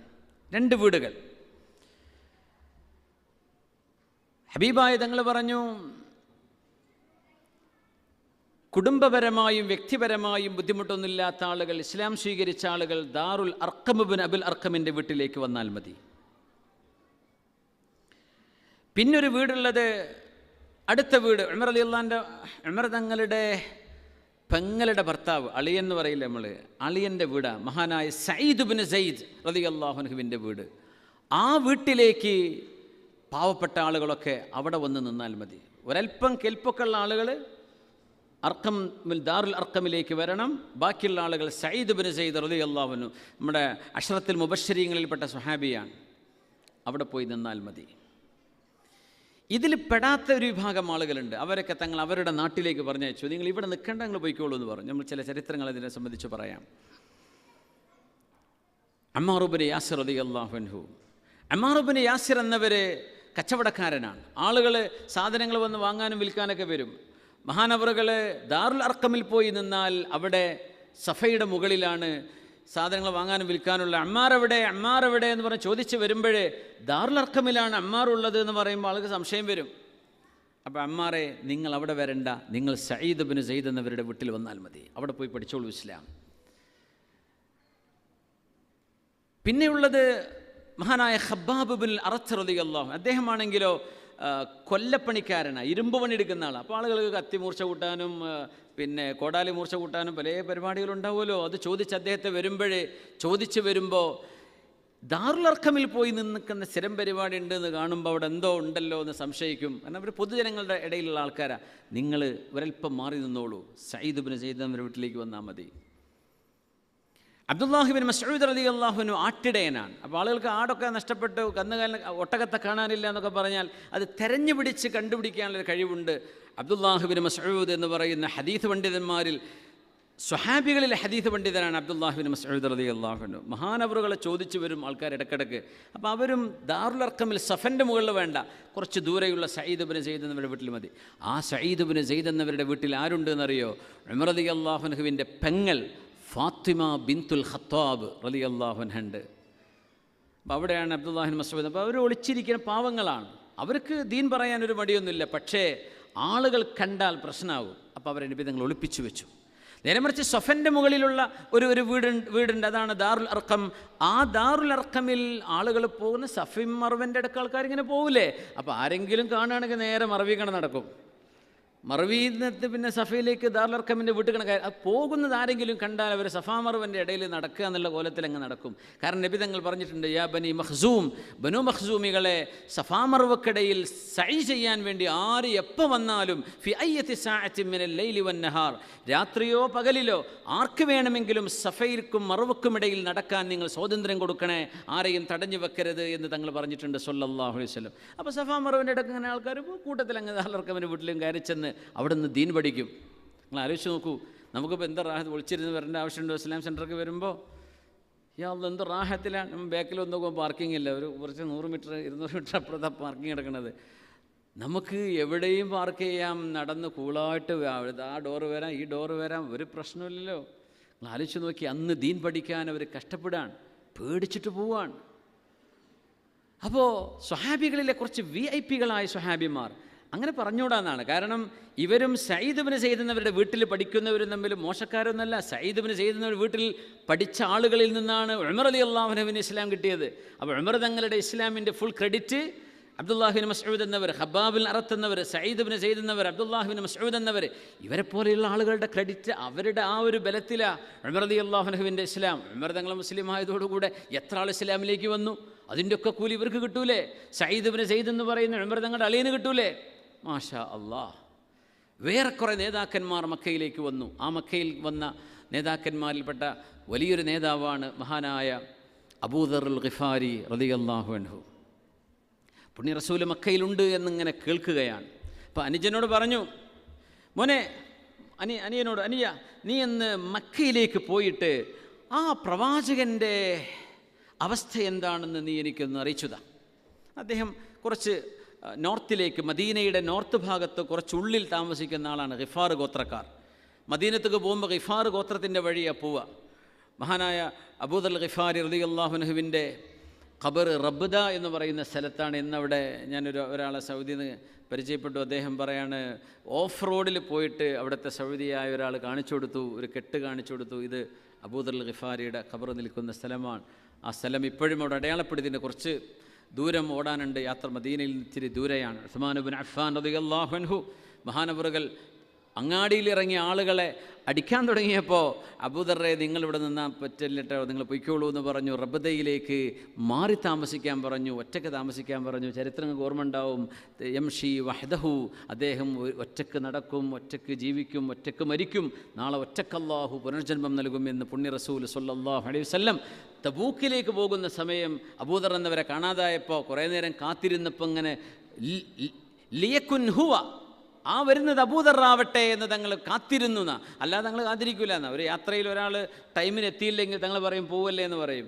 ഈ യക്കും ഫീഹി ഖൈറുൻ യൽഹഖ് ബിന, തങ്ങൾ അങ്ങനെ പറയും. വല്ല ഹൈറുണ്ടെങ്കിൽ മുപ്പര് നമ്മളിപ്പോൾ എത്തും, നമ്മൾ പോകാമെന്ന് പറയും. കാരണം ടൈമിന് പോകാമെന്ന് ഈ ഉംറയൊക്കെ കൊണ്ടുപോകുമ്പോഴേ അള്ളാഹു ഉസ്താദന്മാരെ സമ്മതിക്കണം. മൂത്രയ്ക്കാൻ ഇറങ്ങി നിൽക്കുമ്പോൾ ഒരുത്തം വീഡിയോ എടുക്കാൻ പോയിട്ടുണ്ടാവും. എന്നാൽ പോകുമ്പോൾ പറയോ, ഞാൻ ഇത് വാങ്ങാൻ പോവുകയാണ്, കാത്തിരിക്കണം. എന്നിട്ട് ബസ്സിൽ ഡ്രൈവർ എല്ലാവരും തിരയാണ്, കുറേ കഴിഞ്ഞിട്ട് വരും. എന്നിട്ട് മൂപ്പർക്ക് കുറച്ച് കഴിഞ്ഞാൽ മൂത്രയ്ക്ക് ഇറങ്ങാണ്ടാവും. എല്ലാവരും കഴിഞ്ഞ് വന്ന് കയറിയതാണ്. ബസ് ഒരു അരമണിക്കൂർ ഓടുമ്പോഴേക്കും നിർത്തി കൊടുക്കണം. ഇവരൊക്കെ കെട്ടിവലിച്ച് കൊണ്ടുപോകുമെന്ന് പറഞ്ഞൊരു പാടാണ്. ഈ ട്രാൻസ്പോർട്ട് പോയാൽ KSRTCയിൽ ആരും അങ്ങനെ ചെയ്യൂലല്ലോ. എന്താണെന്ന് അറിയാം, ഒരു വണ്ടി എടുത്ത് പോവും. എടപ്പാളൊക്കെ നിർത്തൂലേ ചായ കുടിക്കാൻ വേണ്ടിയിട്ട്. ആ 20 മിനിറ്റിന് 20 മിനിറ്റ് കറക്റ്റിന് പോലെ വണ്ടി ഉണ്ടാക്കി പോകും. കയറില്ലാത്തവൻ്റെ പെട്ടിയിൽ പെട്ടു അടുത്ത ബസ്സിന് വരേണ്ടി വരും. പക്ഷെ നമുക്കങ്ങനെ ചെയ്യാൻ പറ്റില്ല. ഈ ഉംറക്കൂണ ഉസ്താദന്മാരൊക്കെ സമ്മതിക്കുന്നുണ്ട്. ഭയങ്കര ത്യാഗമാണത്. നിങ്ങൾ വിചാരിക്കും ഒരു പണിയില്ലല്ലോ, ഇരുന്നാൽ മതിയല്ലോ. ടെൻഷനല്ലേ, ഒരു മനുഷ്യൻ മിസ്സായാൽ മക്കളൊന്ന് തല്ലൂലേ. എൻ്റെ വാപ്പാനെ കൊണ്ടുപോയിട്ട് എന്താക്കിയെന്ന്. കൂട്ടത്തിലൊരു കാര്യം പറയട്ടെ, ഈ വർഷം ഹജ്ജ് കഴിഞ്ഞു, മാഷാ അല്ലാഹ്. ഈ മെസ്സേജ് നിങ്ങൾ ജനങ്ങളിലേക്ക് എത്തിച്ചു കൊടുക്കുക. ഹജ്ജിന് പോകുമ്പോഴേ നമ്മൾ മഹ്റമില്ലാതെ പ്രായമുള്ള ഉമ്മമാരും ഉപ്പമാരും ഒക്കെ നമ്മൾ ഹജ്ജിന് പറഞ്ഞേക്കും.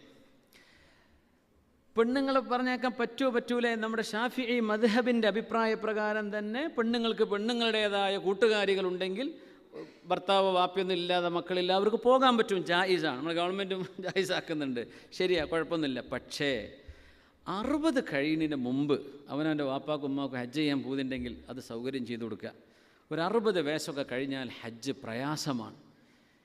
നമ്മളെന്താ പറയുന്നറിയോ, ഇവർക്ക് 12 കിലോമീറ്ററൊക്കെ നടക്കേണ്ടി വരും. അറഫയും മിനയും മുസ്ദലിഫയും ജംറക്ക് എറിയലും ഇതൊന്നും പറ്റുന്നില്ല. എത്ര ആളുകൾ ഇപ്പോൾ സൗദിയിലുള്ള മക്കയിലും ജിദ്ദയിലും സൗദിൻ്റെ പല ഭാഗങ്ങളിലുള്ള KMCCയുടെ വോളണ്ടിയർമാർ, അവർക്ക് പെർമിഷൻ ഇല്ല.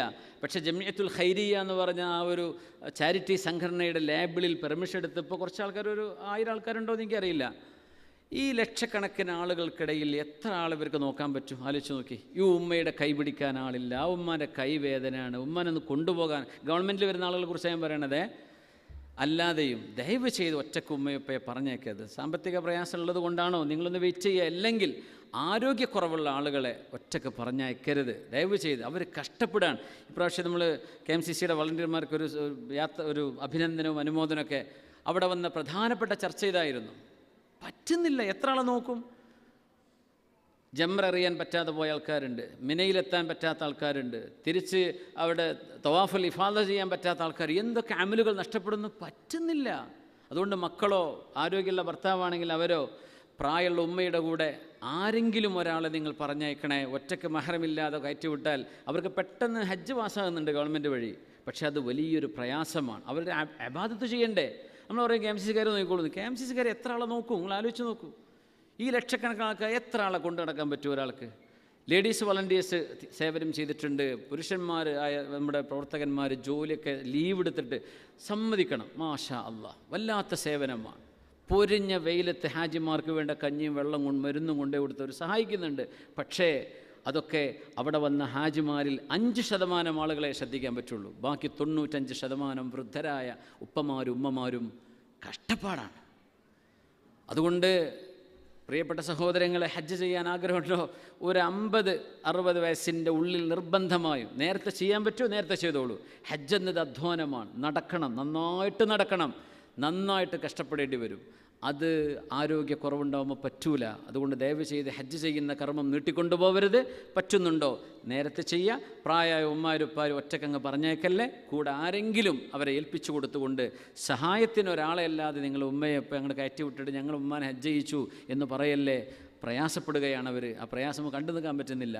നമുക്ക് എന്ത് ചെയ്തു കൊടുക്കാൻ പറ്റും? അതുകൊണ്ട് നമ്മൾ ശ്രദ്ധിക്കണം എന്ന് പ്രത്യേകം സാന്ദർഭികമായി ഉണർത്തുകയാണ്. അള്ളാഹു സുബ്ഹാനഹു നമുക്കൊക്കെ ഹജ്ജും ഉംറയും അള്ളാഹു ഉദ്ദേശിക്കുന്ന രീതിയിൽ ചെയ്തു വിട്ടി അള്ളാഹു കബൂൽ ചെയ്ത് കിട്ടാൻ അള്ളാഹു നമുക്ക് തൗഫീഖ് നൽകട്ടെ. അവിടെയൊക്കെ സേവനം ചെയ്യുന്ന ഒരുപാട്, ഇത്രയും വർഷങ്ങൾ ഇത്രയും ടൈറ്റിലായിരുന്നു നിയമം. പക്ഷേ ഇപ്പോൾ നമ്മുടെ വോളണ്ടിയേഴ്സിനൊക്കെ കടന്നു പോകാൻ പ്രയാസമാണ്. അതുകൊണ്ട് ഇപ്പോൾ സഹചാരിയുടെ പ്രവർത്തകർക്ക് പല ആളുകൾക്ക് എത്തിപ്പെടാൻ പറ്റില്ല. എന്തേ? നിയമം അനുവദിക്കുന്നില്ല. ഇതിപ്പോൾ ജമിയത്തുൽ ഖൈരിയൻ്റെ എന്തോ പെർമിഷനുള്ള കുറച്ച് ആൾക്കാർക്ക് കയറാൻ പറ്റിയതാണ്. നമ്മൾ മലയാളികളായ ഹാജിമാരെ സഹായിക്കാൻ. അവരൊക്കെ ചെയ്ത് ഭയങ്കര സേവനമാണ്, വലിയ സേവനം. കുഞ്ഞുമോങ്കാനറിലെ കാക്കിയ കുഞ്ഞുമോങ്ക, അവരൊക്കെ ഭയങ്കരമായ നേതൃത്വമാണ് നൽകിയിട്ടുള്ളത്. അള്ളാഹു തആലക്ക് അർഹമായ പ്രതിഫലം നൽകട്ടെ. സൗദിയുടെ നാഷണൽ കമ്മിറ്റി ഭാരവാഹികൾ, പ്രാദേശിക നേതാക്കന്മാർ, ജിദ്ദയിലെ നേതാക്കന്മാർ, മക്കത്തെ നേതാക്കന്മാർ, ഇവരൊക്കെ ശരിക്കുണ്ടല്ലോ. ഇങ്ങനെ KMCCക്കാർ രക്ഷപ്പെടാൻ അത് മതിയാവും. സൗദിക്കാർക്ക് ഈ ഒരു ഹജ്ജിന് ചെയ്യുന്ന സേവനം ധാരാളമാണ്, ഭയങ്കരമായ സേവനമാണ്. അള്ളാഹു കബൂൽ ചെയ്യട്ടെ, അള്ളാഹു സ്വീകരിക്കട്ടെ. അള്ളാഹു നമുക്കും ഹജ്ജും ഉംറയും റാഹത്തിൽ ചെയ്യാൻ അള്ളാഹു തൗഫീക്ക് തരട്ടെ. ആമീൻ യാ റബ്ബൽ ആലമീൻ. ഞാൻ പറഞ്ഞു, നമ്മൾ ദാറുൽ അർഖം ബിൽ അർഖമിലെ അബൂദർ ഗിഫാരിയുടെ കഥ പറയാൻ. അബൂദർ ഗിഫാരി റളിയല്ലാഹു അൻഹു മഹാനവറുകളെ ഉസ്മാൻ റളിയല്ലാഹു അൻഹു റബദയിലേക്ക് അങ്ങനെ ഒറ്റയ്ക്ക് മഹാനവറുകൾ താമസിച്ച് അവിടെ തന്നെ വഫാത്തായി. അബ്ദുല്ലാഹ് ബിൻ മസ്ഊദ് തങ്ങളൊക്കെ കടന്നു വരുന്ന യാത്രാ സംഘം വരെ കണ്ടു. ചരിത്രം നമ്മൾ പറഞ്ഞതായതുകൊണ്ട് ഞാൻ അതിലേക്ക് പോവല്ല. മഹാനവറുകൾ മക്കയിലേക്ക് വരുന്നു. മഹാൻ തന്നെ പറയുന്നുണ്ട്, സ്വഹീഹുൽ ബുഖാരിയിലും മുസ്ലിമിലും ഈ ചരിത്രമുണ്ട്. ഞാൻ മക്കയിലേക്ക് എത്തി. അപ്പോൾ ഖുറൈശികൾ മുഴുവനും എന്നെ സ്വീകരിച്ചു. അൻത ഗരീബുൻ ഫി ഹാദൽ വാദി. അവർ ചോദിച്ചു, ഈ മലഞ്ചെരുവിൽ മലയുടെ താഴ്വരയിൽ നിങ്ങളൊരു പുതിയ ആളാണല്ലേ എന്ന് ചോദിച്ചു. അതെ, എനിക്കിവിടെ ഒരു പരിചയമില്ല. ഓ, എന്നൊരു കാര്യം പറയട്ടെ, ഇവിടെ ഒരു സാഹിറുണ്ട്.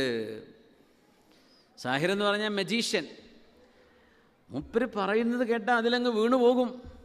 അതുകൊണ്ടേ തടി കാത്തോളണം, ഒന്നും കേൾക്കാൻ നിൽക്കണ്ടെന്ന് പറഞ്ഞു. അപ്പോൾ മഹാൻ പറയണേ, ഞാൻ അപ്പം തന്നെ എൻ്റെ ചെവിയിൽ പരുത്തിയൊക്കെ നിറച്ചിട്ടാണ് പിന്നെ മക്കത്തേക്ക് ഇറങ്ങിയത്. അതിനെ സംബന്ധിച്ച് മഹാന്മാർ പറയും, അത് മഹാൻ്റെ ഒരു മോശമായിട്ട് പറയരുത്. ചില ആൾക്കാർ അങ്ങനെയാണ്. ഒരാൾ ചൂണ്ടി, ആൾ മോശമാണ്, ആണോ? മോശമല്ലേ, എന്നാൽ ഞാൻ തിരുത്തി. ഒറ്റയടിക്കങ്ങ് വിശ്വസിക്കും. പറയുന്നത് അങ്ങനെ വിശ്വസിക്കുന്ന ആളുകൾ ജനങ്ങളിലുണ്ട്. അത് അവരുടെ കുഴപ്പമില്ല, അവരങ്ങനെയാണ്. ഇനി ഇപ്പുറത്ത് ഒരാൾ തിരുത്തി പറഞ്ഞു, 4 ആൾ, ഓ അങ്ങനെയാണല്ലേ, എന്നാൽ പിന്നെ ഞാൻ തിരുത്തിയെന്നും അതും പറയും അവർ. അബൂദർ ഗിഫാരി തങ്ങളിൽ അങ്ങനെ ഒരു സ്വഭാവം ഉണ്ടായിരുന്നു. മഹാൻ അപ്പോൾ തന്നെ തീരുമാനം, ഓ ആയിക്കോട്ടെ, മോശമല്ല, ആയിക്കോട്ടെ, ഞാൻ കേൾക്കൂലെന്ന്. അങ്ങനെ അവിടെ ഇങ്ങനെ ഞാൻ മക്കയുടെ ഹറമിൻ്റെ കഅബയുടെ മുമ്പിൽ ഇങ്ങനെ ഇരിക്കുമ്പോൾ അലി ഇബ്നു അബീ ത്വാലിബ് റളിയല്ലാഹു അൻഹു എൻ്റെ അടുത്തേക്ക് വന്നു. നിങ്ങളിവിടെ പുതിയ ആളാണോയെന്ന് ചോദിച്ചു. അതെ അതെ അതെ. ഭക്ഷണം വേണ്ടെന്നു. വേണം മോനെ, വിശന്നിട്ട് ഞാൻ നിൽക്കുകയാണ്, നിൻ്റെ കൂടെ പോരെന്ന് പറഞ്ഞു. അലി റളിയല്ലാഹു അൻഹു ഒരു ചുമരിൻ്റെ മതിലിൻ്റെ സൈഡിലൂടെ തണൽ പിടിച്ചിട്ട് ഇങ്ങനെ പോയി. എൻ്റെ ബാക്കിൽ വന്നോളൂ എന്ന് പറഞ്ഞു. ഇങ്ങനെ നേരെ നടന്നോളൂ കേട്ടോ എന്ന് പറഞ്ഞു. അപ്പോൾ കുറച്ച് കുറേശികളായ ആൾക്കാർ അവിടെ നിന്ന് ഇങ്ങനെ CCTV-യിൽ കാണുന്നുണ്ട് ഇവർ പോണത്. അപ്പോൾ അലി റളിയല്ലാഹു അൻഹു കാലുമെന്ന് ചെരുപ്പ് ഉരിയുന്ന, എന്നിട്ട് ആ വാറൊക്കെ ഒന്ന് പിടിച്ച് ഇങ്ങനെ നന്നാക്കി ചെരുപ്പൊക്കെ ഒന്ന് കൊട്ടി നോക്കി ശരിയാക്കി. നിങ്ങൾ വിട്ടോ വിട്ടോ എന്ന് പറഞ്ഞു. ആ ചെരുപ്പൊക്കെ നന്നാക്കാൻ വെയിറ്റ് ചെയ്യണ പോലെ നിന്നു. അപ്പോഴേക്കും CCTV പോയപ്പോൾ അലി റളിയല്ലാഹു അൻഹു മുമ്പോട്ട് നടന്നു. വെരി വെരി വെരി എന്ന് പറഞ്ഞു. ഫഅദ്ഖലനി അലാ റസൂലില്ലാ സ്വല്ലല്ലാഹു, ഹബീബിൻ്റെ മുമ്പിലേക്ക് എന്നെ കൊണ്ടുപോയി നിർത്തി. ഇസ്ലാമിൻ്റെ ആദ്യത്തെ 3-ാമത്തെ വർഷമാണത് കേട്ടോ. 3 കൊല്ലാവുന്നുള്ളൂ. തങ്ങൾക്ക് നുബുവത്ത് കിട്ടിയിട്ട് 3, എല്ലാം രഹസ്യമാണ് അവിടെ. തുടക്കത്തിൽ തന്നെ പരസ്യമായിട്ട് പ്രഖ്യാപനം ആദ്യത്തെ സമ്മേളനം നടത്തിയിട്ടില്ല. സ്വകാര്യമാണ്, വളരെ എക്സ്ട്രീം സീക്രസിയിൽ പിടിച്ചു നിന്നു. അത് മഹാനായ അബൂദർ നിങ്ങൾ പറഞ്ഞ കേൾക്കണേ. ഞാൻ പുണ്യ ഹബീബിൻ്റെ ഹദറത്തിലേക്കാണ് ചെന്നപ്പോൾ ഫറഅയ്തു റസൂലല്ലാഹ് സ്വല്ലല്ലാഹു, ഹബീബിൻ്റെ മുഖം ഞാൻ കണ്ടു. ഞാൻ കണ്ടപ്പോൾ ഫഅറഫ്ത് അന്ന ഹാദാ ലൈസ ബിവജ്ഹി കദ്ദാബ്, ഇത് നുണ പറയുന്നൊരു മനുഷ്യൻ്റെ മുഖമല്ല. ഫഅല്ലമനിൽ ഇസ്ലാം, എനിക്ക് ഇസ്ലാം പഠിപ്പിച്ചു തന്നു, എനിക്ക് ഹബീബ് ഭക്ഷണം തന്നു, എന്നെ കൂടെ ഇരുത്തി. ഞാൻ കലിമ ചൊല്ലി അഷ്ഹദു അല്ലാ ഇലാഹ ഇല്ലല്ലാഹ് വ അഷ്ഹദു അന്ന മുഹമ്മദുർ റസൂലുള്ളാഹ്. ഇസ്ലാം സ്വീകരിച്ചു. ഇത് ഹബീബിൻ്റെ ഒരു മുഅ്ജിസത്താണ് സ്വല്ലല്ലാഹു അലൈഹി വസല്ലം. തങ്ങളെ കണ്ടാൽ, അവിടുത്തെ മുഖം കണ്ടാൽ പറയും ഇത് നുണ പറയുന്ന ആളല്ല സ്വല്ലല്ലാഹു അലൈഹി വസല്ലം. ആ മുഖം അത് വിളിച്ചു പറയുന്ന അബ്ദുല്ലാഹിബ്നു സല്ലാം റളിയല്ലാഹു അൻഹു ഇസ്ലാം സ്വീകരിച്ചു. അദ്ദേഹം ജൂതന്മാരിലെ കാന ഹബ്റൻ മിൻ അഹ്ബാരിൽ യഹൂദ്, മദീനയിൽ താമസിച്ചിരുന്ന വലിയ ജൂതപണ്ഡി, അവിടുത്തെ റബ്ബായി എന്നൊക്കെ പറയില്ലേ ജൂതന്മാരിലെ, അങ്ങനത്തെ ആളായിരുന്നു അബ്ദുല്ലാഹിബ്നു സല്ലാം റളിയല്ലാഹു അൻഹു. മദീനയിൽ തങ്ങൾ വന്ന അന്ന് സ്വല്ലല്ലാഹു അലൈഹി വസല്ലം അവിടുത്തെ മുഖം കണ്ടപ്പോൾ പറഞ്ഞ വാക്കും ഇത് തന്നെയാണ്, വല്ലാഹി ലൈസ ഹാദാ ബിവജ്ഹി കദ്ദാബ്, ഇത് നുണ പറയുന്ന ആളല്ല. ഹബീബിൻ്റെ മുഖം കണ്ടുകൊണ്ട് പറഞ്ഞു സ്വല്ലല്ലാഹു അലൈഹി വസല്ലം. അവിടെ നിന്ന് ഇസ്ലാം സ്വീകരിച്ചു. അപ്പോൾ ഭയങ്കര ധൈര്യമാണ് അബൂബക്കർ റളിയല്ലാഹു അൻഹു. പിന്നെ കണ്ടത് വിളിച്ചു പറയും മഹാനവറുകൾ, മുഖത്ത് നോക്കി പറയും, ഒരു പേടിയുമില്ല. തങ്ങൾ പറഞ്ഞു അബൂദറേ, നിങ്ങൾ മദീനത്ത് നിൽക്കണ്ട, നിങ്ങൾക്ക് അടികൊള്ളൂ, നിങ്ങൾ നിങ്ങളുടെ നാട്ടിലേക്ക് ബനീ ഗിഫാറിലേക്ക് തിരിച്ചു പോയിക്കൊള്ളണം. അല്ലാഹു എന്നെ ഹത്താ ഇദാ അദ്ഹറനില്ലാഹ് ഫൽഹഖ്നി ബി, അല്ലാഹു തആല എനിക്കെങ്ങാനും ഈ ദീൻ പരസ്യമായി പറയാനുള്ള അനുമതി നൽകിയാൽ, അത് കേട്ടാൽ നിങ്ങൾ മക്കത്തേക്ക് വരണം, ഇവിടെ നിൽക്കണ്ട, പോയിക്കോ, നിങ്ങളുടെ നാട്ടിൽ ചെന്നിട്ട് ഇസ്ലാം പഠിപ്പിച്ചു കൊടുക്കുക എന്ന് പറഞ്ഞു. അങ്ങനെ അബൂദർ റളിയല്ലാഹു തആല അൻഹു തൻ്റെ നാട്ടിലേക്ക് തിരിച്ചുപോയി. ഹബീബ് നിർത്തിയില്ല മക്കയിൽ. എന്തുകൊണ്ടെന്നറിയോ? പറ്റാത്തത് കൊണ്ടല്ല, സാഹചര്യം അനുകൂലമല്ല. ചില ആൾക്കാർ ഓവർ ആവേശക്കാരുണ്ടാവും. ചില കാര്യം കോൺഫിഡൻഷ്യലാണെന്ന് പറഞ്ഞാൽ അത് കോൺഫിഡൻഷ്യലാണ്. ഇന്നിപ്പോൾ ഒരു മീറ്റിംഗ് കൂടെ ആൾക്കാർക്ക് പേടിയാണ്. സർവ്വണ്ണം മൊബൈൽ ഓണാക്കിയിട്ടുണ്ടാവും. ആ രീതിയിൽ മെമ്പർമാർ തന്നെ. പിന്നെ എങ്ങനെ ചെയർമാന് കാര്യം പറയാൻ പറ്റുക? സെക്രട്ടറിക്ക് പ്രസിഡൻറ്റിന് എന്ത് തീരുമാനം എടുക്കാൻ പറ്റും? പത്രക്കാർക്ക് കിട്ടുന്നതിന് മുമ്പ് പത്രക്കാർക്ക് മുഴുവൻ ഇവർ വിളിച്ചു പറയുകയും ചെയ്യും. തങ്ങൾ പറഞ്ഞു സ്വല്ലല്ലാഹു അലൈഹി വസല്ലം, നിങ്ങളോട് ആരെങ്കിലും ചെവിയിൽ വന്നൊരു കാര്യം പറയുമ്പോൾ വഹുവ യൽതഫിതു യമീനം വഷിമാല, നിങ്ങളോട് കാര്യം പറയുമ്പോൾ അയാൾ വലത്തും ഇടത്തും നോക്കുന്നുണ്ടെങ്കിൽ ഫഹിയ അമാന, ആ പറയുന്ന വാക്ക് അമാനത്താണ്. എന്തേ? ഒരാളും അറിയരുത് എന്ന് ആ മനുഷ്യൻ ആഗ്രഹിക്കുന്നുണ്ട്, അതുകൊണ്ട് പറയാൻ പാടില്ല. അങ്ങനെ സ്വകാര്യം കൈവിൽ സൂക്ഷിക്കാൻ പറ്റുന്ന ആളുകളെ സെക്രട്ടറി എന്ന് പറയുള്ളൂ. സെക്രട്ടറി എന്ന് പറഞ്ഞാൽ സീക്രട്ട് സൂക്ഷിക്കുന്ന ആളാണ്.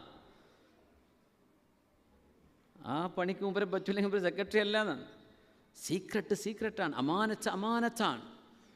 അത് സൂക്ഷിക്കാൻ നമ്മൾ നിർബന്ധിതമാണ്. ഇദാ ദുയ്യിഅത്തിൽ അമാന, ഒരു മനുഷ്യനെയും വിശ്വസിക്കാൻ പറ്റില്ല എന്നൊരു കാലഘട്ടം വന്നാൽ ഫന്തളിറുസ്സാഅ, അന്ത്യനാൾ അവിടെ വന്നെടുക്കുമെന്ന് പ്രതീക്ഷിച്ചോളൂ എന്ന് നബിയുനാ റസൂലുള്ളാഹി സ്വല്ലല്ലാഹു. ആർക്കും ആരും പറഞ്ഞത് ഫോൺ റെക്കോർഡ് ചെയ്യോ, ഇല്ലെങ്കിൽ ഈ വോയിസ് ആർക്കെങ്കിലും തട്ടിക്കളയുമോ, അല്ലെങ്കിൽ ആരുടെയും ഒരു മനുഷ്യനോട് പറയാൻ പറ്റില്ലല്ലോ. ഒരു മനുഷ്യനോടൊരു കാര്യം മനസ്സമാധാനത്തോടെ സംസാരിക്കാൻ പറ്റാത്ത കാലം അങ്ങനെ വരുന്നത് അപകടമാണ്. ഇത് അന്ത്യനാളിൻ്റെ അടയാളങ്ങളിൽ ഹബീബാ നബി തങ്ങൾ താക്കീത് ചെയ്ത ചില വിഷയങ്ങളാണ്. നിങ്ങൾ അമാനത്ത് സൂക്ഷിക്കണം. ചില കാര്യങ്ങളെ കോൺഫിഡൻഷ്യലാക്കി വെക്കാൻ ഓരോരുത്തരും പ്രത്യേകിച്ച് സമൂഹത്തെ ബാധിക്കുന്ന ഒരു സംഘടനാ സംവിധാനത്തെ ബാധിക്കുന്ന വിഷയം അതെല്ലാവരും കയറി ഇറങ്ങാനുള്ളതല്ല. അതിനൊക്കെ ചില പ്രോട്ടോക്കോളുകളുണ്ട്, അത് പാലിക്കണം. അത് ഇസ്ലാമാണ്, അത് ഇസ്ലാമാണ്. വഹുവ യൽതഫിതു യമീനം വശിമാല. നിങ്ങളോടൊരു കാര്യം പറയുന്ന ആൾ വലത്തോട്ടും ഇടത്തോട്ടും നോക്കിയിട്ടാണ് പറയുന്നതെങ്കിൽ ഇനി ഈ ആരോടും പറയേണ്ട ആവശ്യമില്ല. അങ്ങനെയാണ് പറഞ്ഞതെങ്കിൽ തന്നെ അത് അമാനത്താണ്. പിന്നെ പറയരുതെന്ന് പറഞ്ഞാൽ പിന്നെ പറയണ്ടെന്ന് പറഞ്ഞേക്കണം. എന്നാലും ഞാൻ എന്നോട് പറയട്ടോ. പെണ്ണുങ്ങൾ പറയും, എടിച്ചറിഞ്ഞോ? ഇല്ല പെണ്ണേ, പിന്നെ ആരോട് പറയണ്ടെന്ന് എന്നോട് പറഞ്ഞതാണ്, ഏറ്റിഞ്ഞ് സീക്രട്ട് പൊളിക്കരുത് ഓലെ ഒരാളോട് പറയും, തീർന്ന്. പിന്നെ കേട്ടതാവില്ല മറ്റടുത്താളോട് പറയാം, അയാൾ കേട്ടതാവില്ല അടുത്താളോട് പറയുന്നത്. അമാനത്ത് നഷ്ടപ്പെടുകയാണ്. തങ്ങൾ പറഞ്ഞ അബൂദർറ ഇത് അമാനത്താണ്. അതുകൊണ്ട് ഈ അമാനത്ത് നമ്മളിപ്പോൾ ഉറക്കെ വിളിച്ച് പറയാൻ പോകുന്നില്ല. പ്രശ്നങ്ങളുണ്ട്. എന്തേ? വെറുതെ അടികൊള്ളേണ്ടി വരും. ഖുറൈശികൾ കരുത്തുള്ള ആളുകളാണ്. അവർ ഭയങ്കരമായ അവരുടെ ആശയം ബഹുദൈവാരാധനയാണ്. അതൊരു മതമായിട്ട് പോലും അന്ന് കണക്കാക്കപ്പെടുന്നില്ല എന്നാ. ഒരു മതമില്ലായിരുന്നു, ബഹുദൈവാരാധകര, പക്ഷെ ഭയങ്കര വിശ്വാസമാണ്. അതുകൊണ്ട് അവർ മുസ്ലിമീങ്ങളെ തല്ലും, അവരക്രമിക്കും, അവർ ടോർച്ചർ ചെയ്യും. അതുകൊണ്ട് അബൂദർറെ മക്കയിൽ നിൽക്കല്ലേ, നിങ്ങൾ പൊയ്ക്കോ. അബൂദർ പൊന്നാര നബിയെ ഇത് വിളിച്ച് പറയാതെ ഞാൻ പോകില്ല എന്ന് പറഞ്ഞു. തങ്ങളുടെ വീട്ടിൽ നിന്ന് ചായ കുടിച്ച് ഇറങ്ങുകയാണ്. ചായയല്ല, തങ്ങളടുത്ത് എന്തോ ഭക്ഷണം കഴിച്ചിട്ട് വീട്ടിൽ നിന്ന് ഇറങ്ങി നേരെ കഅബത്തിന്റെ നടുമുറ്റത്ത് വന്ന്, യാ മാശറ ഖുറൈശ്, ഖുറൈശികളെ കേൾക്കണോ, ആമൻതു ബി മുഹമ്മദിൻ സ്വല്ലല്ലാഹു അലൈഹി. അത വരുന്ന് പുലിക്കുട്ടികൾ വന്നിട്ട് മഹാനവറുകളെ അടിച്ച് പ്രഹരിച്ച്, ഖുറൈശികളായ തീവ്ര പക്ഷക്കാരായ ആളുകൾ മഹാനവറുകളെ അടിച്ച് താഴെയിട്ടു. ആ സമയത്ത് അവിടെ ഒരു അബ്ദുൽ മുത്തലിബ് പറഞ്ഞ വേറൊരാളുണ്ട്. തങ്ങളുടെ വല്ലിപ്പല്ല, അവർ മരിച്ചു. വേറൊരു അബ്ദുൽ മുത്തലിബ് ഉണ്ട്, അബ്ബാസ് എന്നവർ, റസൂലുള്ളാഹി തങ്ങളുടെ എളാപ്പ. ഇവർ രണ്ടുപേരും ഓടി വന്ന് മഹാനായ അബൂദർ തങ്ങളുടെ ദേഹത്തേക്ക് അങ്ങോട്ട് വീണു. അടിക്കല്ലിനി മനുഷ്യരടിക്കരുത്, നമ്മുടെ നാട്ടുകാരനല്ലല്ലോ, ഈ മനുഷ്യനെ നിങ്ങൾ പ്രഹരിക്കാൻ പാടില്ല എന്ന് പറഞ്ഞു. അപ്പോൾ അവരടിക്ക് നിർത്തി. അപ്പോൾ തങ്ങൾ പറഞ്ഞ അബൂദർ ഈ പണിക്ക് പോകല്ലേ എന്ന് പറഞ്ഞതാ. പക്ഷേ അദ്ദേഹം ആവേശം കൊണ്ടത് ചെയ്തു പോയി. അവിടെ പ്രകൃതി അങ്ങനെയാണ്. അതുകൊണ്ട് അബൂദർ റളിയല്ലാഹു അൻഹു സ്വഹാബികളിൽ മോശക്കാരനൊന്നും പറയാൻ പാടില്ല. അവരുടെ ചില ജിബില്ലത്തുകൾ, ചില മനുഷ്യരുടെ പ്രകൃതി അങ്ങനെ ഉണ്ടാവും. അതുമായി ബന്ധപ്പെട്ട വിഷയങ്ങൾ ആ ഒരു ഗൗരവത്തിലേക്ക് കാണേണ്ടതുള്ളൂ. മിണ്ടാണ്ടങ്ങനെ ഇരുന്നിട്ടോ. അങ്ങനെ അടിൻ്റെ ആ ഒരു ഇതൊക്കെ പോയപ്പോൾ കണ്ണൊക്കെ തുറന്നു വീണ്ടും എണീറ്റുന്നു. ഖുറൈശികളെ മുഹമ്മദ് നബി എന്താണോ പ്രചരിപ്പിക്കുന്നത് അത് ഞാൻ വിശ്വസിച്ചിരിക്കുന്നു, വല്ലാഹി അന മുസ്ലിം. അത വരുന്നു അടുത്തൊരു സംഘം. ആ സമയത്ത് മഹാനായ അബൂബക്കർ സിദ്ദീഖ് റളിയല്ലാഹു അൻഹു അവരെ മുഴുവനും പിടിച്ചിട്ട് പറഞ്ഞു, പൊന്നാര ചങ്ങാതിമാരെ ഒരു കാര്യം പറഞ്ഞേക്കാം, ഈ മനുഷ്യനെ തൊട്ടാൽ, അദ്ദേഹം അവിടുത്തെ സാമ്പത്തിക രംഗത്തെ ഒന്ന് അറ്റാച്ച് ചെയ്തു ഈ വിഷയത്തിലേക്ക്, നിങ്ങൾക്കിനി കച്ചവട യാത്ര സിറിയയിലേക്ക് പോകേണ്ടി വരും. അത് ബനൂ ഗിഫാറിൻ്റെ മുറ്റത്തുകൂടെയാണ് നിങ്ങളെ യാത്രാ സംഘം പോവുക. അവർ നിങ്ങളെ പിടിച്ച് പകരം വിട്ടും. അതുകൊണ്ട് തൊടണ്ടെന്ന് അപ്പം അവർ വിട്ടു. എന്നാൽ ഞാൻ പോവാണ് നബിയെ. അങ്ങനെ അബൂദർ റളിയല്ലാഹു അൻഹു നാട്ടിലേക്ക് പോയി. നാട്ടിൽ ചെന്നു സ്വന്തം സമൂഹത്തെ മുഴുവനും അവരെയൊക്കെ മഹാനവറുകൾ ഇസ്ലാമിലേക്ക് ക്ഷണിച്ചു. വലിയൊരു സംഘം ആളുകൾ ഇസ്ലാമിലേക്ക് കടന്നു വന്നു അബൂദർ റളിയല്ലാഹു അൻഹുവിൻ്റെ ആ ഒരു വാക്ക് കേട്ടിട്ട്. യാ അല്ലാഹ്. പിന്നെ കടന്നു വരുന്നുണ്ട് മഹാനായ തുഫൈൽ ഇബ്നു അംർ ദൗസി റളിയല്ലാഹു അൻഹു. അബൂ ഹുറൈറ റളിയല്ലാഹു അൻഹുവിൻ്റെ എളാപ്പാൻ്റെ മോനാ തുഫൈൽ ഇബ്നു അംർ ദൗസി റളിയല്ലാഹു അൻഹു. അദ്ദേഹം വലിയ നേതാ. അദ്ദേഹം വരുമ്പോഴും ഖുറൈശികൾ ഇതേ കാര്യം പറഞ്ഞു. മക്കയിലേക്ക് വരുമ്പോഴേ അവിടെ എങ്ങാനും വിശുദ്ധ ഖുർആനിൻ്റെ പാരായണം നടത്തുന്ന ഒരു മനുഷ്യനെ കാണും. അദ്ദേഹം മജീഷ്യനാണ്, മാരണക്കാരനാണ്, പറഞ്ഞത് സംഭവിക്കും, നിൻ്റെ മൈൻഡൊക്കെ ഖറാബാകും, അതുകൊണ്ട് കേൾക്കാൻ നിൽക്കരുതേ. മഹാനായ തുഫൈൽ റളിയല്ലാഹു അൻഹു ആയിക്കോട്ടെ എന്ന് പറഞ്ഞ് ചെവിയിലൊക്കെ ഇങ്ങനെ കേൾക്കാതിരിക്കാനുള്ള സംഭവങ്ങളൊക്കെ ചെയ്തിട്ട് തവാഫ് ഇങ്ങനെ, അന്ന് ഒരു തവാഫും ഹജ്ജൊക്കെ അന്നുണ്ടല്ലോ, ചെയ്തുകൊണ്ടിരിക്കുന്ന നേരം ഹബീബായ നബി തങ്ങൾ ഇങ്ങനെ മനോഹരമായ ഖുർആൻ ഓതുന്നുണ്ട്. അത് കേട്ടപ്പോൾ മഹാനവറുകൾ ചെവിയുന്നതൊക്കെ അറബി ഭാഷയിൽ ഇങ്ങനെ, ഇത് കവിതയല്ല, കാവ്യമല്ല, ഇത് എത്ര മനോഹരം, ഇതെന്താണ്, ഇത് മനുഷ്യന് പറയാൻ കഴിയില്ലല്ലോ. അദ്ദേഹം അറബി സാഹിത്യകാരനാണ്. മഹാനവറുകൾ ചെവി ഞങ്ങളെടുത്തു, തങ്ങളെടുത്ത് പോയിരുന്നു. കുറേ തങ്ങളവിടെ നിന്ന് നിസ്കരിക്കും. തങ്ങൾക്ക് നിസ്കാരം ഉണ്ടായിരുന്നു, മക്കയിലായിരുന്നു. നിസ്കാരം നിർബന്ധമായത് ഇസ്രാ മിഅ്റാജിനാണ്. അതായത് ഹിജ്റ പോകുന്നതിൻ്റെ തൊട്ട് മുമ്പത്തെ ഏതാനും മാസങ്ങൾക്ക് മുമ്പ്. മുസ്ലിമീങ്ങൾ നിസ്കരിക്കുന്നത് ഇസ്രാ മിഅ്റാജിൻ്റെ ശേഷമാണ്. പക്ഷേ തങ്ങൾക്ക് നിസ്കാരമുണ്ട്. സല്ലല്ലാഹു തങ്ങൾക്ക് നിസ്കാരം, സുന്നത്തായ നിസ്കാരം പകലുണ്ട്, രാത്രിയിലെ ഖിയാമുൽ ലൈൽ തഹജ്ജുദ് തങ്ങൾക്ക് നിർബന്ധമായിരുന്നു. നമുക്ക് സുന്നത്തുള്ളൂ, തങ്ങൾക്കത് വാജിബായിരുന്നു. സല്ലല്ലാഹു അലൈഹി വസല്ലം തങ്ങൾ നിസ്കരിക്കുന്നു. ആ സമയം സ്വഹാബികൾക്ക് നിസ്കാരം അറിയില്ല. ആ സമയം ഹബീബായ നബി തങ്ങളുടെ നിസ്കാരം നടക്കും കഅബൻ്റെ മുമ്പിൽ. ആ നിസ്കാരത്തിൻ്റെ ഓത്തിൻ്റെ മധുരിമയിൽ തുഫൈൽ റളിയല്ലാഹു അൻഹു അവിടെ ഇരുന്നു, ഹബീബിൻ്റെ കൂടെ കൂടി. ഹബീബായ തങ്ങൾ ചോദിച്ചറിഞ്ഞു, മഹാനായ തുഫൈൽ എന്നവരെ ഇസ്ലാമിലേക്ക് ക്ഷണിച്ചു, ദീൻ പറഞ്ഞു കൊടുത്തു. എന്താണിതെന്ന് ചോദിച്ചു. ഇത് അള്ളാഹുവിൻ്റെ കലാമാണ്, അള്ളാഹുവിൻ്റെ കലാമാണ്. ഖുർആനൊരു പ്രത്യേകത ഉണ്ടറിയോ? ഇപ്പോൾ അടുത്തൊരു ഇസ്ലാമിക ദാഴി അദ്ദേഹത്തിൻ്റെ അനുഭവം പറഞ്ഞു. അദ്ദേഹം ഒരു റിവേർട്ട് മുസ്ലിമാണ്, അമേരിക്കക്കാരാണ്. അദ്ദേഹം ഇസ്ലാമിലേക്ക് വന്ന ആളാണ്. അപ്പോൾ അദ്ദേഹം ഒരു വലിയൊരു സദസ്സിനെ അഡ്രസ്സ് ചെയ്തിട്ട് സംസാരിക്കുകയാണ്. അപ്പോൾ അവിടെ ജൂതന്മാരുണ്ട്, ക്രിസ്ത്യാനികളുണ്ട്, മുസ്ലിങ്ങളൊക്കെ ഉണ്ട്. അപ്പോൾ ചോദിച്ചു, നിങ്ങളിൽ മൂസ നബിയെ പ്രവാചകനായി അംഗീകരിക്കുന്ന ആളുകളൊന്ന് കൈവെക്കുക എന്ന് പറയും. അപ്പോൾ അങ്ങനെ ജൂതന്മാരൊക്കെ കൈവെക്കി.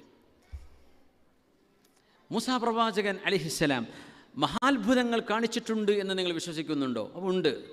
അപ്പോൾ അതിൽപ്പെട്ടതാണ് മൂസാ നബി ഇസ്ലാമിൻ്റെ വടി, മൂസാ നബിയുടെ പ്രകാശിക്കുന്ന കൈ, പിന്നെ ആ എക്സോഡസ് നടന്നപ്പോൾ കടൽ പിളർന്നത്, പാറയിൽ നിന്ന് വെള്ളം ഒഴുകിയത്, ഒരുപാട് മുഅ്ജിസത്തുകൾ നിങ്ങൾ വിശ്വസിക്കുന്നുണ്ടോ എന്ന് ചോദിച്ചു. ഓ ഉണ്ട് ഉണ്ട് ഉണ്ട് ഉണ്ട്. ക്രിസ്ത്യാനികളും പറഞ്ഞു, ഞങ്ങൾ വിശ്വസിക്കുന്നുണ്ട്. മൂസാ പ്രവാചകൻ അലൈഹിസ്സലാം അത്ഭുതങ്ങൾ ചെയ്ത, മിറക്കിൾസ് പ്രാക്ടീസ് ചെയ്ത പ്രവാചകനാണ്. നിങ്ങൾ ആരെങ്കിലും മൂസ നബിയുടെ മിറക്കിൾ എന്തെങ്കിലും കണ്ടവരെവിടെ ഉണ്ടോ എന്ന് ചോദിച്ചു. ഞങ്ങളാരും കണ്ടിട്ടില്ല, പക്ഷേ ഞങ്ങൾ വിശ്വസിക്കുന്നു. ഓക്കെ. ഈസാ നബിയെ പ്രവാചകനായി അംഗീകരിക്കുന്ന ആളുകൾ ഒന്ന് കൈവെക്കണം. അപ്പോൾ മുസ്ലിമീങ്ങളും ക്രിസ്ത്യാനികളും ആദ്യം മൂസാ നബിനെ എല്ലാവരും കൈവെക്കും. മൂസാ നബിയെ മുസ്ലിമീങ്ങളും ക്രിസ്ത്യാനികളും ജൂതന്മാരും വിശ്വസിക്കും. ഈസാ നബി അലൈഹി ഇസ്ലാമിനെ അപ്പോൾ മുസ്ലിമീങ്ങളും ക്രിസ്ത്യാനികളും. അപ്പോൾ ക്രിസ്ത്യാനികളോട് ഈസാ നബി മഹാത്ഭുതങ്ങൾ ചെയ്തിട്ടുണ്ടോ? ഉണ്ട്. മിറക്കിൾസ് ഉണ്ട്. നിങ്ങളാരെങ്കിലും കണ്ടിട്ടുണ്ടോ എന്ന് ചോദിച്ചു. കാരണം അന്ധർക്ക് കണ്ണ് കാണാത്തവർക്ക് കണ്ണ് കൊടുത്തു, കുഷ്ഠരോഗം സുഖപ്പെടുത്തി, വെള്ളപ്പാണ്ട് സുഖപ്പെടുത്തി, മരിച്ചവരെ ജീവിപ്പിച്ചു. ഇതൊക്കെ ഈസാ നബി ചെയ്തതാണ്. വിശുദ്ധ ഖുർആൻ സാക്ഷ്യം. നിങ്ങൾ കണ്ടിട്ടുണ്ടോ? ഇല്ല, ഞങ്ങൾ കണ്ടിട്ടില്ല. മുസ്ലിമീങ്ങളോട് നിങ്ങളുടെ പ്രവാചകൻ മുഹമ്മദ് നബി സ്വല്ലല്ലാഹു അലൈഹി വസല്ലം അവിടെ നിന്ന് അത്ഭുതങ്ങൾ ചെയ്തിട്ടുണ്ട്, മുഅ്ജിസത്ത് ചെയ്തിട്ടുണ്ട്, നിങ്ങൾക്കറിയോ? നിങ്ങൾ വിശ്വസിക്കുന്നുണ്ടോ? ഉണ്ട്. ആ മുഅ്ജിസത്ത് നിങ്ങൾ കണ്ടിട്ടുണ്ടോ? ഞങ്ങൾ കണ്ടിട്ടുണ്ട്. ഏതാണത്? പരിശുദ്ധ ഖുർആൻ. നമ്മുടെ മുമ്പിൽ ഹബീബായ തങ്ങൾ ജീവിച്ചിരിപ്പില്ല, ശരിയാണ്, അവിടുത്തെ ജസദോടുകൂടെ. നമ്മുടെ മുമ്പിൽ ഈ ലോകത്ത് കാണാൻ ഹബീബിനെ കാണുന്നില്ല. പക്ഷേ ഹബീബിൻ്റെ മുഅ്ജിസത്താണ് പരിശുദ്ധ ഖുർആൻ. ഇത് അത്ഭുതങ്ങളുടെ അത്ഭുതമാണ്. ഖുർആനിൻ്റെ പാരായണം അത്ഭുതമാണ്, അതിൻ്റെ അക്ഷരങ്ങൾ അത്ഭുതമാണ്, അതിൻ്റെ ആശയം അത്ഭുതമാണ്, അതിൻ്റെ സ്ട്രക്ചർ അത്ഭുതമാണ്, അതിലെ മറ്റ് പ്രവചനങ്ങളും മറ്റു കാര്യങ്ങളും ഖുർആൻ കേൾക്കുന്നത് മഹാത്ഭുതമാണ്. ഒരു മനുഷ്യനും ഇത് കൊണ്ടുവരാൻ കഴിയില്ല. ഒരറബിയെ കൊണ്ടോ ഒരു സാഹിത്യകാരനെ കൊണ്ടോ ഖുർആൻ പോലത്തെ അരവരി എഴുതാനോ പറയാനോ ഉണ്ടാക്കാനോ കഴിയില്ല. അത് അറബ് സാഹിത്യം പഠിക്കുമ്പോഴേ നമുക്കത് മനസ്സിലാവുള്ളൂ. ഖുൽ ഹുവല്ലാഹു അഹദ് ആശയം വളരെ എളുപ്പമാണ്. നമ്മൾ ആ ആശയത്തെ മറ്റൊരു രൂപത്തിൽ അവതരിപ്പിച്ചാട്ടെ. ഖുർആൻ ചെയ്ത പോലെ പാരായണം ചെയ്യാനും ഓതാനും കഴിയുന്നൊരു ഭാഷ, അത് ഖുർആനെ കൊണ്ടല്ലാതെ കഴിയില്ല. അത് അള്ളാഹുവിൻ്റെ വലിയൊരു അത്ഭുതമാണ്. ആ ഖുർആൻ നമ്മുടെ മുമ്പിലുണ്ട് എന്നത് ഹബീബായ നബി തങ്ങൾ നമുക്ക് കാണിച്ചു തന്ന ഒരു മുഅ്ജിസത്ത് നമ്മൾ കാണുകയാണ്.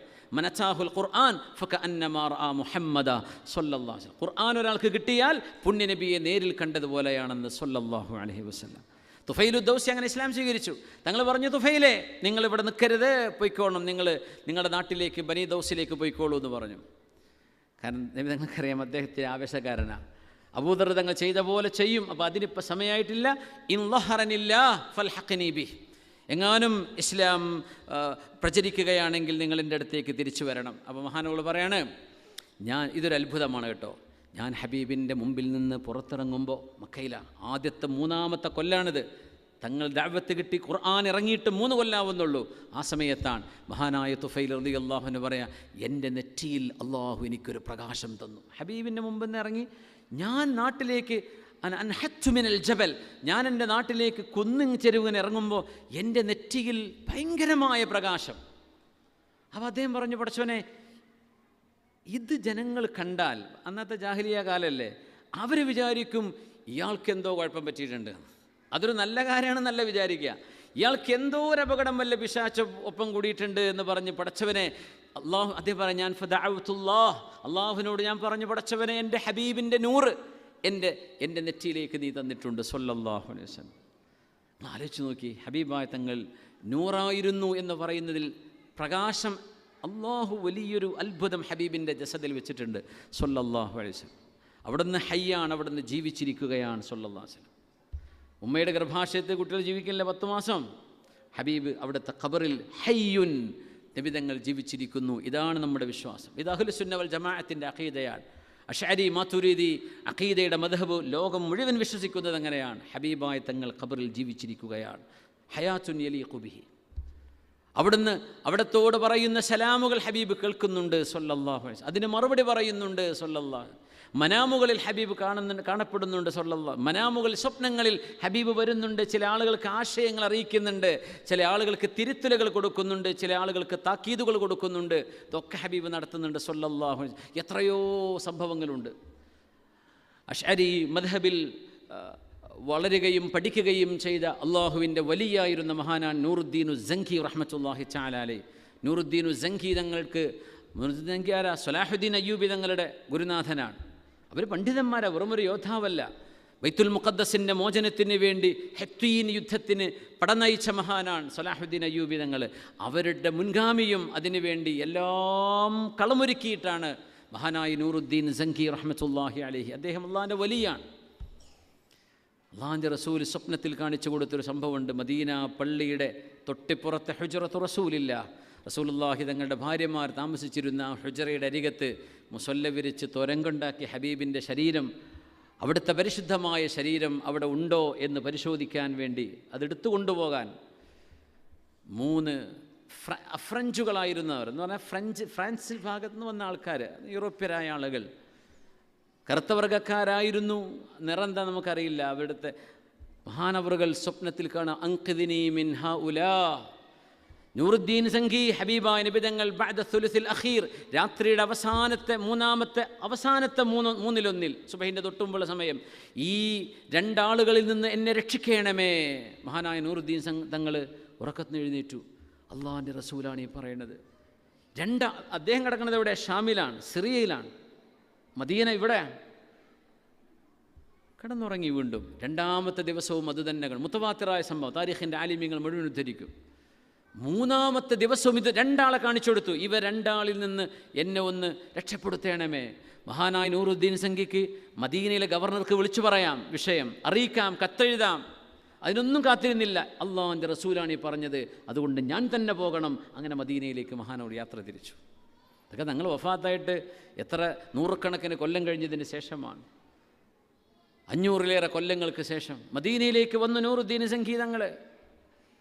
എന്നോട് പറഞ്ഞു, മദീനയിലെ അമീറിനെ വിളിച്ചു, ഈ മസ്ജിദിൻ്റെ ചുറ്റുമുള്ള ആളുകളെ മുഴുവനും ഞാൻ ഇന്ന് വിരുന്ന് കൊടുത്ത് സൽക്കരിക്കും, എനിക്ക് മുഴുവൻ ആളുകളെയും കാണണം, എല്ലാവരെയും കൊണ്ട് വിളിച്ചു കൊണ്ടുവരണം എന്ന് പറഞ്ഞു. അപ്പോൾ പറഞ്ഞു, അമീറല്ലേ, ഖലീഫയല്ലേ വന്നിക്കണത്, എല്ലാവർക്കും. അപ്പോൾ എല്ലാവരും ഖലീഫ സമ്മാനം കൊടുക്കല്ലേ. എല്ലാവരും വന്നു. അപ്പം അങ്ങ് ചോദിച്ചു അമീറിനോട്, നൂറുദ്ദീൻ സങ്കി തങ്ങൾ എല്ലാവരും മുഖത്തെ 2 ആളെ മുഖം ഹബീബ് തങ്ങൾ കാണിച്ചു കൊടുത്തു സല്ലല്ലാഹു അലൈഹി വസല്ലം. ആ മുഖം ഇങ്ങനെ നോക്കി, എല്ലാവരും വന്നിട്ടില്ല എന്ന് പറഞ്ഞു. ഇവിടെ എല്ലാവരും ഉണ്ട് യാ ഖലീഫത്തൽ മുസ്ലിം. ഇല്ല, ഇവിടെ വരാത്ത ആളുകൾ ആരാണ്? ഇനിയും നോക്കൂ, പള്ളിയിൽ ആളുണ്ടോ എന്ന് ചോദിച്ചു. അപ്പോൾ പള്ളിയോട് ചേർന്ന് കിടക്കുന്ന ഒരു സ്ഥലത്ത് ഒരു ചെറിയ ഒരു പന്തൽ കെട്ടി ഇവിടെ മുസല്ല വിരിച്ച് 2 ആൾ ഇരിക്കുന്നുണ്ട്. ഒരു ഭയങ്കര ഇബാദത്താണ്. ഇത് അത്ഭുതം എന്താണെന്നറിയോ? ഇവർ നെറ്റിയിൽ മറ്റേ നിസ്കാരത്തഴമ്പുണ്ടായിരുന്നു എന്നാണ് ഈ 2 ആളുകൾക്ക്. ഇതൊക്കെ വലിയ പരീക്ഷണങ്ങളാണ്. ദീനിൽ ചില വിഷയങ്ങളുണ്ട്. അലി റളിയല്ലാഹു അൻഹുവിൻ്റെ ഘാതകനായ മനുഷ്യൻ അബൂ ലുഅ്ലുഅത്തുൽ മജൂസി അല്ലേ? അല്ല, ആരാ? അലി റളിയല്ലാഹുവിനെ കൊന്ന ആ ഒരു ഫരീഖിൻ്റെ ആള്, അദ്ദേഹം അബൂ ലുഅ്ലുഅത്തല്ലേ?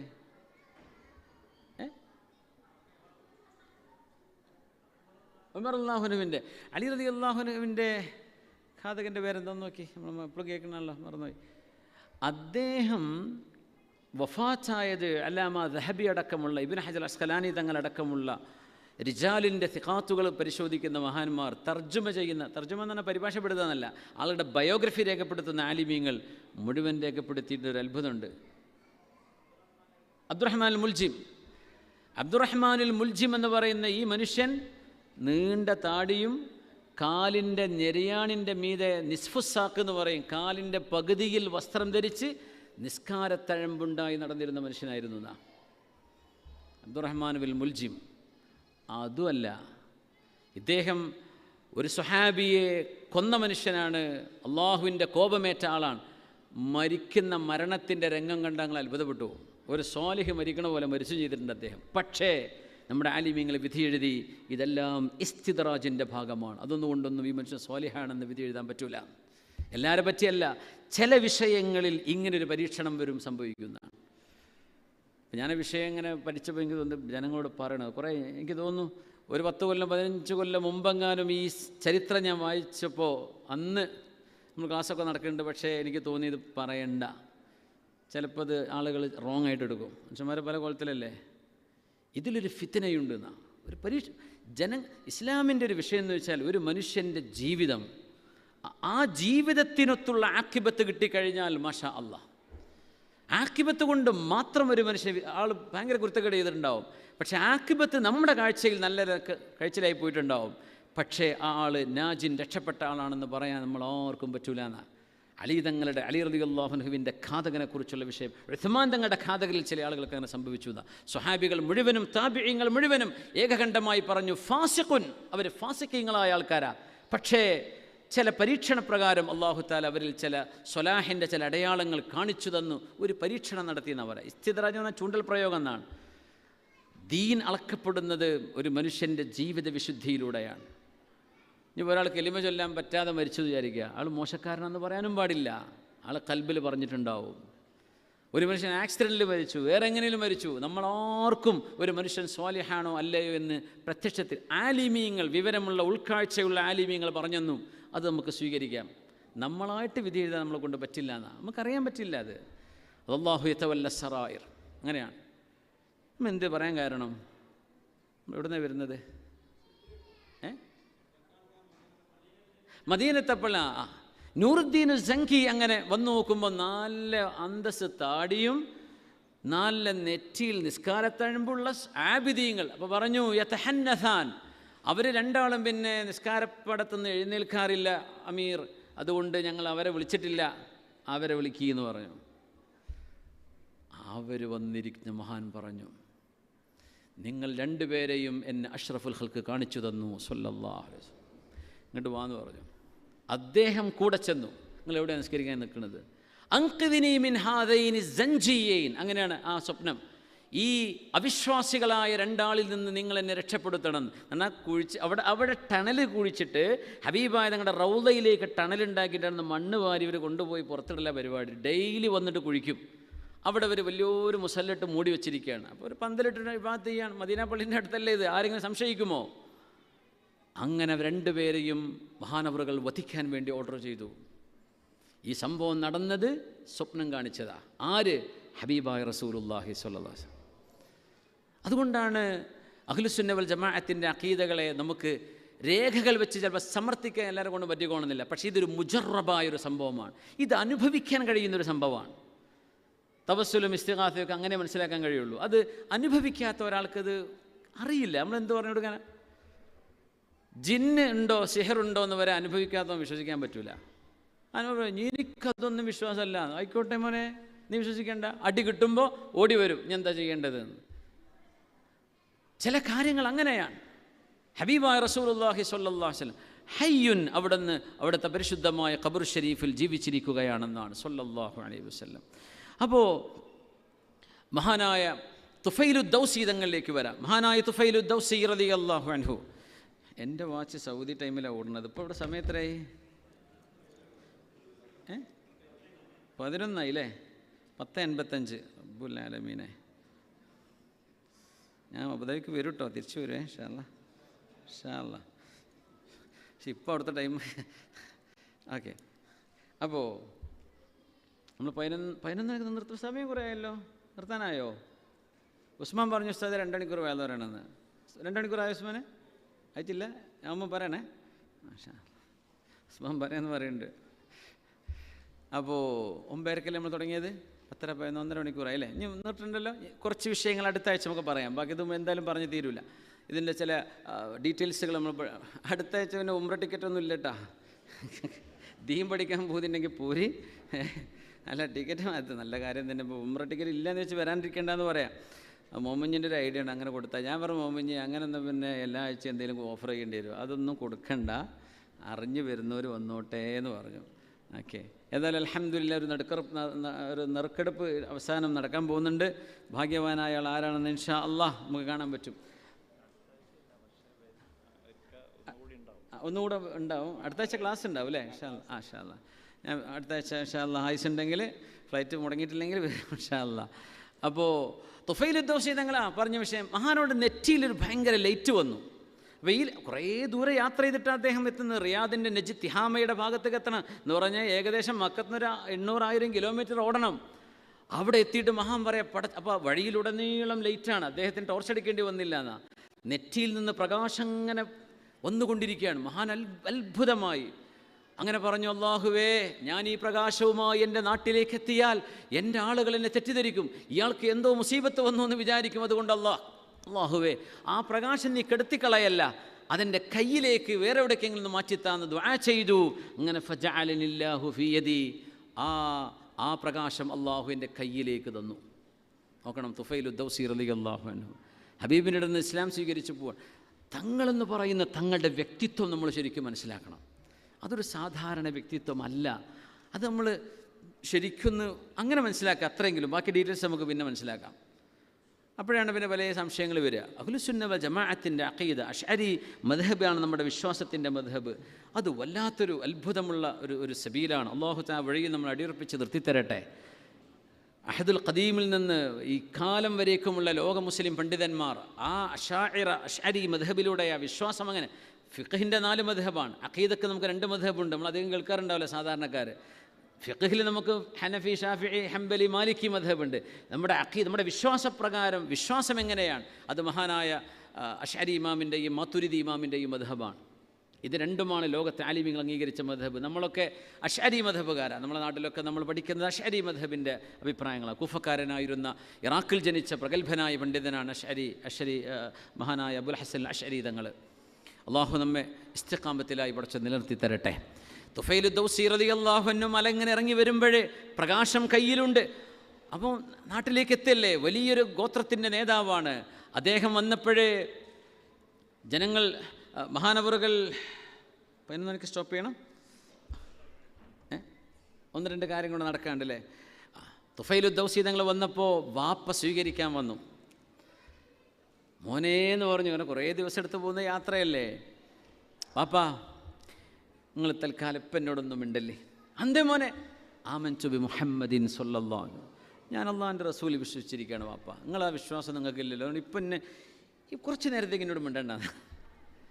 അപ്പോൾ വാപ്പ പറഞ്ഞു, മോനെ, ദീനീ ദീനുക്ക്, എൻ്റെ ദീൻ നിൻ്റെ ദീൻ തന്നെയാണ്, നിനക്കത് സത്യമായിട്ട് തോന്നിയോ എനിക്കത് മതി.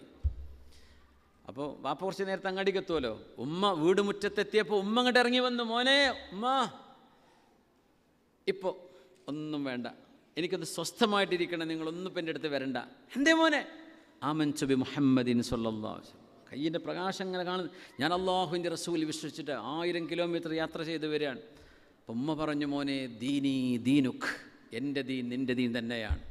ഉമ്മാനും വാപ്പാനൊക്കെ കെട്ടിപ്പിടിച്ച് സന്തോഷമായി. അപ്പം ഭാര്യ മക്കളെയും കൊണ്ട് ഓടി വരുന്നു. പെണ്ണെ അവിടെ നിൽക്ക്, അവരൊക്കെ ബഹുദേവാരാധകരായിരുന്നു. പറഞ്ഞു, ഒന്ന് എനിക്കൊരു സമാധാനം വേണം, ഒരല്പനേരത്തേക്ക് എൻ്റെ വിശ്വാസവും ഞാൻ എൻ്റെ ഹബീബെന്ന് പഠിച്ചതും എൻ്റെ ഹബീബെന്ന് കേട്ടതുമൊക്കെ എൻ്റെ തലയിൽ ഇങ്ങനെ നിൽക്കുകയാണ്. അതുകൊണ്ട് നിൻ്റെ ഈ ആചാരമോ നീ ചെയ്തു കൊണ്ടോ എനിക്കിപ്പോൾ പിടിക്കൂല, അതുകൊണ്ട് എനിക്ക് ഒരല്പം എന്നെ വന്ന് മാറി നിൽക്ക്. എന്തേന്ന് ചോദിച്ചു.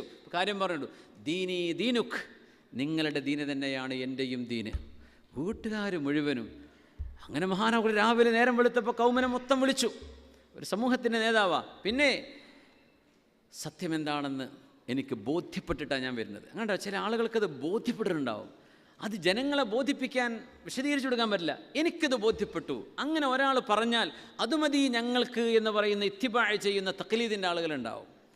മഹാനവർ പറഞ്ഞു, പിന്നെ നിങ്ങളുമായിട്ടൊന്നും ഇനി ഒരു ഇടപാടിനും ഈ തുഫൈലില്ല.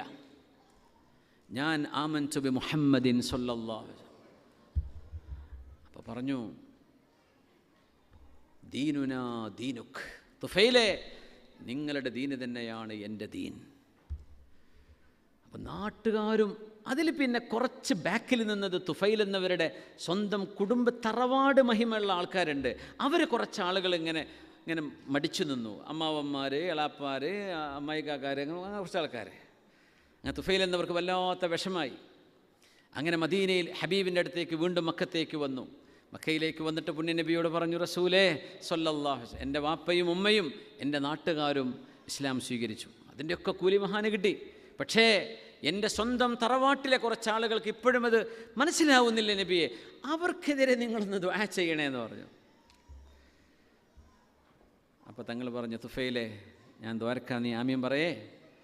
അല്ലാഹുമ്മ ഹ്ദി ദൗസ, അല്ലാഹുവേ ദൗസ് ഗോത്രത്തിന് നീ ഹിദായത്ത് കൊടുക്കണമേ, നശിപ്പിക്കണമെന്ന് വരക്കാനാണ് പറഞ്ഞത്. പക്ഷെ തങ്ങൾ ദുആ ചെയ്തു, അല്ലാഹുമ്മ ഹ്ദി ദൗസ, ദൗസ് ഗോത്രത്തിൻ്റെ ഹിദായത്ത് കൊടുക്കണേ പടച്ചവനെ. അതാണ് ഹബീബുനാ റസൂലുള്ളാഹി സ്വല്ലല്ലാഹു അലൈഹി വസല്ലം. അതാണ് ഞാൻ തുടക്കത്ത് പറഞ്ഞത്. ഇതൊരു നുബുവത്തിൻ്റെ ഖൽബ് ഇങ്ങനെയാണ്. തങ്ങൾ റഹ്മത്തുല്ലിൽ ആലമീനാണ്. ഒരു മുസ്ലിമും ഒരു മുസ്ലിമിനെ ശപിക്കരുത്. ഖലിമ ചൊല്ലിയ ലാ ഇലാഹ ഇല്ലല്ലാഹ് മുഹമ്മദുർ റസൂലുള്ളാഹ്, അഹ്ലുൽ ഖിബില, ഖിബിലയിലേക്ക് തിരിഞ്ഞ് നിസ്കരിക്കുന്ന ഒരാളെപ്പറ്റിയും കാഫിറോ മുശ്രിക്കോ എന്ന് പറയാൻ പാടില്ല എന്ന്. ഇത് ഇസ്ലാമിൻ്റെ അടിസ്ഥാനപരമായ നിയമമാണ്. ഒരാളെയും കാഫിർ എന്ന് പറയാൻ പാടില്ല, ഒരു മുശ്രിക്കാന്ന്. ഒരാൾ ചെയ്ത് തെറ്റായിരിക്കാം, അത് ചെയ്ത കാര്യം തെറ്റാണെന്നല്ലാതെ അയാളുടെ വിശ്വാസം തെറ്റാണെന്ന് പറയാൻ അവിടെ അഖീദ എന്താണെന്ന് നിങ്ങൾ ചോദിച്ചോ? വിശ്വാസം എന്താണെന്ന് ചോദിച്ചാലേ പറയാൻ പറ്റുള്ളൂ എന്നാ. ആരെയും കാഫിറാക്കരുതെന്ന്, ആരെയും മുശ്രിക്ക് എന്ന് പറയരുത്. ഇതൊക്കെ നമ്മുടെ നാട്ടിലൊക്കെ നടന്ന വലിയൊരു വിപത്താണ്. ഇപ്പോൾ അതൊക്കെ ആ ഒരു ആവേശമൊക്കെ കുറഞ്ഞെന്ന് തോന്നുന്നു. അല്ലാഹു അലം. അഹ്ലുൽ ഖിബിലയെ, ഖിബിലയിലേക്ക് നിസ്കരിക്കുന്ന ഒരു മനുഷ്യനെയും ആൾ നരകത്തിലാണ്, ആൾ പിഴച്ചാണ്, നമുക്ക് നമ്മുടെ ദലീലുകൾ പറയാം, അവരവരുടെ ദലീലുകൾ പറയട്ടെ. അഹ്ലുസുന്ന വൽ ജമാഅത്തിൻ്റെ അഖീദ അത് ശരിയാണ്. അതിന് വിപരീതമായത് അല്ലാഹു യഫ്സുലു ബൈനഹും, നമുക്ക് പറഞ്ഞു കൊടുക്കാനേ പറ്റുള്ളൂ. അവർ നരകത്തിലാണെന്ന് പറയാൻ പറ്റില്ല. അവർ ഖിബിലയിലേക്ക് നിസ്കരിക്കുകയും ഷഹാദത്ത് ചൊല്ലുകയും ഇസ്ലാമിൻ്റെ അടിസ്ഥാന പ്രമാണങ്ങളെ അംഗീകരിക്കുകയും ചെയ്യുന്ന ആളുകളെ അവർ ഇസ്ലാം എന്ന് പുറത്താണ്, അവരങ്ങനെ വേറെ പേരിടുക, അതൊന്നും നമ്മൾ ചെയ്യാൻ പാടില്ല. ഈമാൻ റഹ്മത്താണ്, ഇസ്ലാം റഹ്മത്താണ്, വിശാലമായ മനസ്സാണ്. അവരെ നശിപ്പിക്കണേ എന്ന് ദ്വാരക്കണേ എന്ന് പറഞ്ഞപ്പോൾ അല്ലാഹുമ്മ ഹ്ദി ദൗസ, അല്ലാഹുവേ ദൗസിന് നീ റഹ്മത്ത് ചെയ്യണമേ, ഹിദായത്ത് കൊടുക്കണമേ. ഞാൻ അവസാനിപ്പിക്കുകയാണ്. അംർ ഇബ്നു അബസ റളിയല്ലാഹു അൻഹു, അന റാബിഉൽ ഇസ്ലാം, ഇസ്ലാമിലേക്ക് കടന്നു വന്ന നാലാമത്തെ ആൾ ഞാനാണ് എന്ന് പറഞ്ഞ സ്വഹാബിയാണ് അംർ ഇബ്നു അബസ റളിയല്ലാഹു തആല. നാലാമത്തെ മെമ്പർഷിപ്പ് അവരുടേതാ, അംർ ഇബ്നു അബസ റളിയല്ലാഹു. അദ്ദേഹം കടന്നു വന്നു. തങ്ങൾ പറഞ്ഞു, അംറേ നിങ്ങൾ നല്ല നേതാവാണ്, ബുദ്ധിമാനിയാണ്. അപ്പോൾ മക്കത്ത് നിൽക്കല്ലേ, ഇസ്ലാം അല്ലാഹു തആല വിജയിപ്പിച്ചു തന്നാൽ നിങ്ങൾ എൻ്റെ അടുത്തേക്ക് വരണം. ആ പോക്ക് പോയിട്ട് മഹാനവറുകൾ ഹബീബിൻ്റെ മുമ്പിലേക്ക് പ്രത്യക്ഷപ്പെടുന്നത് ബദർ യുദ്ധം കഴിഞ്ഞതിന് ശേഷമാണ്. അപ്പോൾ തങ്ങളുടെ മുമ്പിലേക്ക് വന്ന് തങ്ങളോട് ചോദിച്ചു, അതഅരിഫുനി യാ റസൂലല്ലാഹ്, നബിയെ അങ്ങേക്ക് എന്നെ അറിയോ?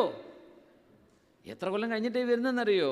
മിനിമം ഒരു 7 കൊല്ലം 8 കൊല്ലം കഴിഞ്ഞിട്ടായിരിക്കും. തങ്ങൾ പറഞ്ഞു, അംർ ഇബ്നു അബസയല്ലേ? അതേ റസൂലേ സ്വല്ലല്ലാഹു അലൈഹി വസല്ലം. ഹബീബ് കെട്ടിപ്പിടിച്ചു.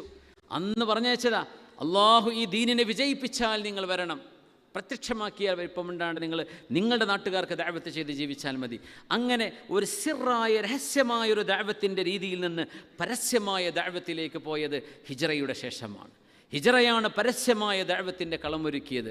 അതുകൊണ്ടാണ് ഹിജ്റ വിജയമാണെന്ന് പറയാം. ആ വിജയമാണ് നമ്മുടെ കലണ്ടറായി നമ്മൾ ആചരിക്കുന്നത്, അല്ലെങ്കിൽ നമ്മൾ ഇഷ്ടപ്പെട്ടത്, നമ്മുടെ ദീനിന് അല്ലാഹു അംഗീകാരമായി നൽകിയത്, ഈ സ്വഹാബികൾ അംഗീകരിച്ചത്.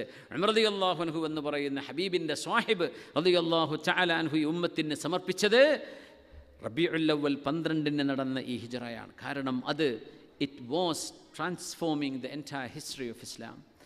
ഇസ്ലാമിൻ്റെ ചരിത്രം മാറ്റി എഴുതപ്പെടുന്ന വലിയൊരു തലത്തിലേക്ക് ഇസ്ലാമിന് അള്ളാഹു വളർത്തിയ ഒരു വലിയ ഫത്ഹായിരുന്നു ഹിജ്റ എന്ന് പറയുന്നത്. ആ സംഭവവുമായി ബന്ധപ്പെട്ട കുറേ ചരിത്രഭാഗങ്ങൾ നമുക്ക് വീണ്ടും പറയാണ്ട്. അള്ളാഹു തആല നമുക്കത് പഠിക്കാൻ തൗഫീക്ക് നൽകട്ടെ. ഇൻഷാ അല്ലാഹ് നമുക്ക് അടുത്ത ക്ലാസ്സിൽ, അടുത്ത ആഴ്ച ഇൻഷാ അല്ലാഹ്. ആരാ നറുക്കെടുപ്പ് ഇവിടെ നിന്ന്? ഉസ്താദ് അസനി ഉസ്താദ് ഇവിടെ ഉണ്ട്. പയ്യന്നൂർ തറവാട് എല്ലാവർക്കും ഇല്ലല്ലേ? നമ്മുടെ KPൻ്റെതല്ലേ ബാക്കിയുള്ളത്? അല്ല, ഓക്കെ. പയ്യന്നൂർ തറവാട് റെസ്റ്റോറൻറ്റിൻ്റെ വകയായിട്ട് ഭക്ഷണം ഇവിടെ വിതരണം ചെയ്യുന്നുണ്ട് എന്ന് പറയുമ്പോൾ എല്ലാവർക്കും ഇല്ല എന്നതിൻ്റെ കൂടെ പറയാം. അത്ര ആൾ പ്രതീക്ഷിച്ചിട്ടുണ്ടാവില്ലല്ലേ? ഇൻഷാ അല്ലാഹ് ആയിക്കോട്ടെ. മുഹമ്മദ് കവായി എന്ന ഇതിൻ്റെ മാനേജർ ആ കാര്യം അറിയിച്ചു. അല്ലാഹു തആല അവർക്കും അതിൻ്റെ ഉടമസ്ഥന്മാർ, അവിടുത്തെ ഭാരവാഹികൾ എല്ലാവർക്കും അല്ലാഹു ഖൈർ ചെയ്യട്ടെ. ആ സ്വതക്കയെ അല്ലാഹു സ്വീകരിക്കട്ടെ. അമീൻ. കണ്ണൂർ അഹമ്മദ് ഉസ്താദിന് വേണ്ടി സുഖമില്ലാതെ കിടപ്പിലാണ്. അല്ലാഹു തആല അവർക്ക് ശിഫ നൽകട്ടെ. അല്ലാഹു തആല അഹമ്മദ് ഉസ്താദിന് വളരെ പെട്ടെന്ന് ആഫിയത്തും ആരോഗ്യവും നൽകി അല്ലാഹു അനുഗ്രഹിക്കട്ടെ. പിന്നെ നമ്മുടെ സുഹൃത്തിൻ്റെ ചിത്താരി മാമ ആരാ? ചിത്താരി മാമ ആരാണ്? ദ്വാരക്കം പറഞ്ഞ് ചിത്താരിയുള്ള ഒരു മാമയ്ക്ക് വേണ്ടി ആരെ? മുനീർ ഷാൻ്റെ മാമൻ. Okay okay okay. അല്ലാഹു തആല അവർക്ക് സുഖം നൽകട്ടെ. അല്ലാഹു ശിഫ നൽകട്ടെ. അല്ലാഹു ശിഫ നൽകട്ടെ. അസ്അലുല്ലാഹൽ അദീം റബ്ബൽ അർശിൽ അദീം യശ്ഫിയ. അല്ലാഹു ശിഫ നൽകട്ടെ. അസ്സലാമു അലൈക്കും വറഹ്മത്തുള്ളാഹി. 1-2 പരിപാടികളോട്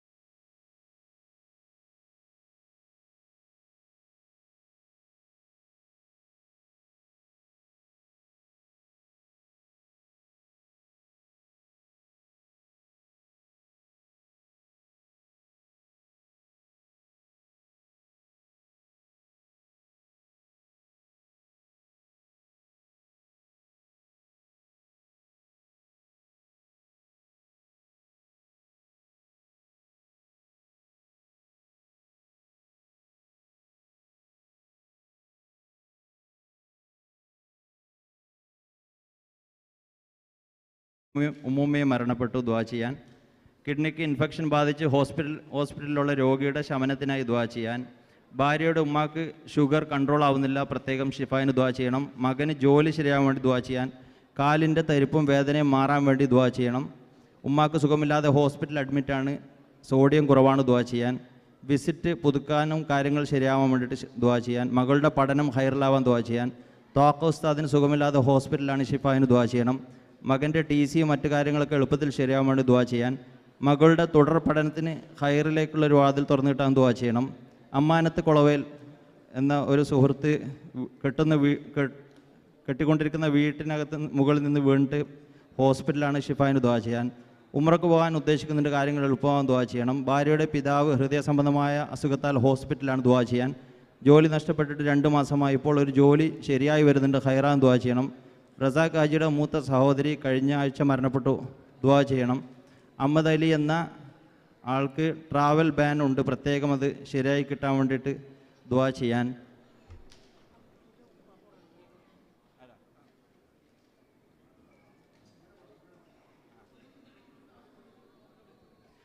ഇപ്പോൾ പേര് വിളിച്ച കുട്ടിയുടെ ഉപ്പ ഉണ്ടെങ്കിൽ ഇൻഷാ ഉപ്പാപ്പ, ഓക്കെ ഇൻഷാ, മാഷാ. പിന്നെ പ്രത്യേകം അറിയിക്കാനുള്ളത്, അടുത്ത ആഴ്ച ക്ലാസ് തുടരുന്നതാണ്. എല്ലാവരും ഇൻഷാ അല്ലാ പ്രത്യേകം ഓർമ്മയിൽ വെക്കുക.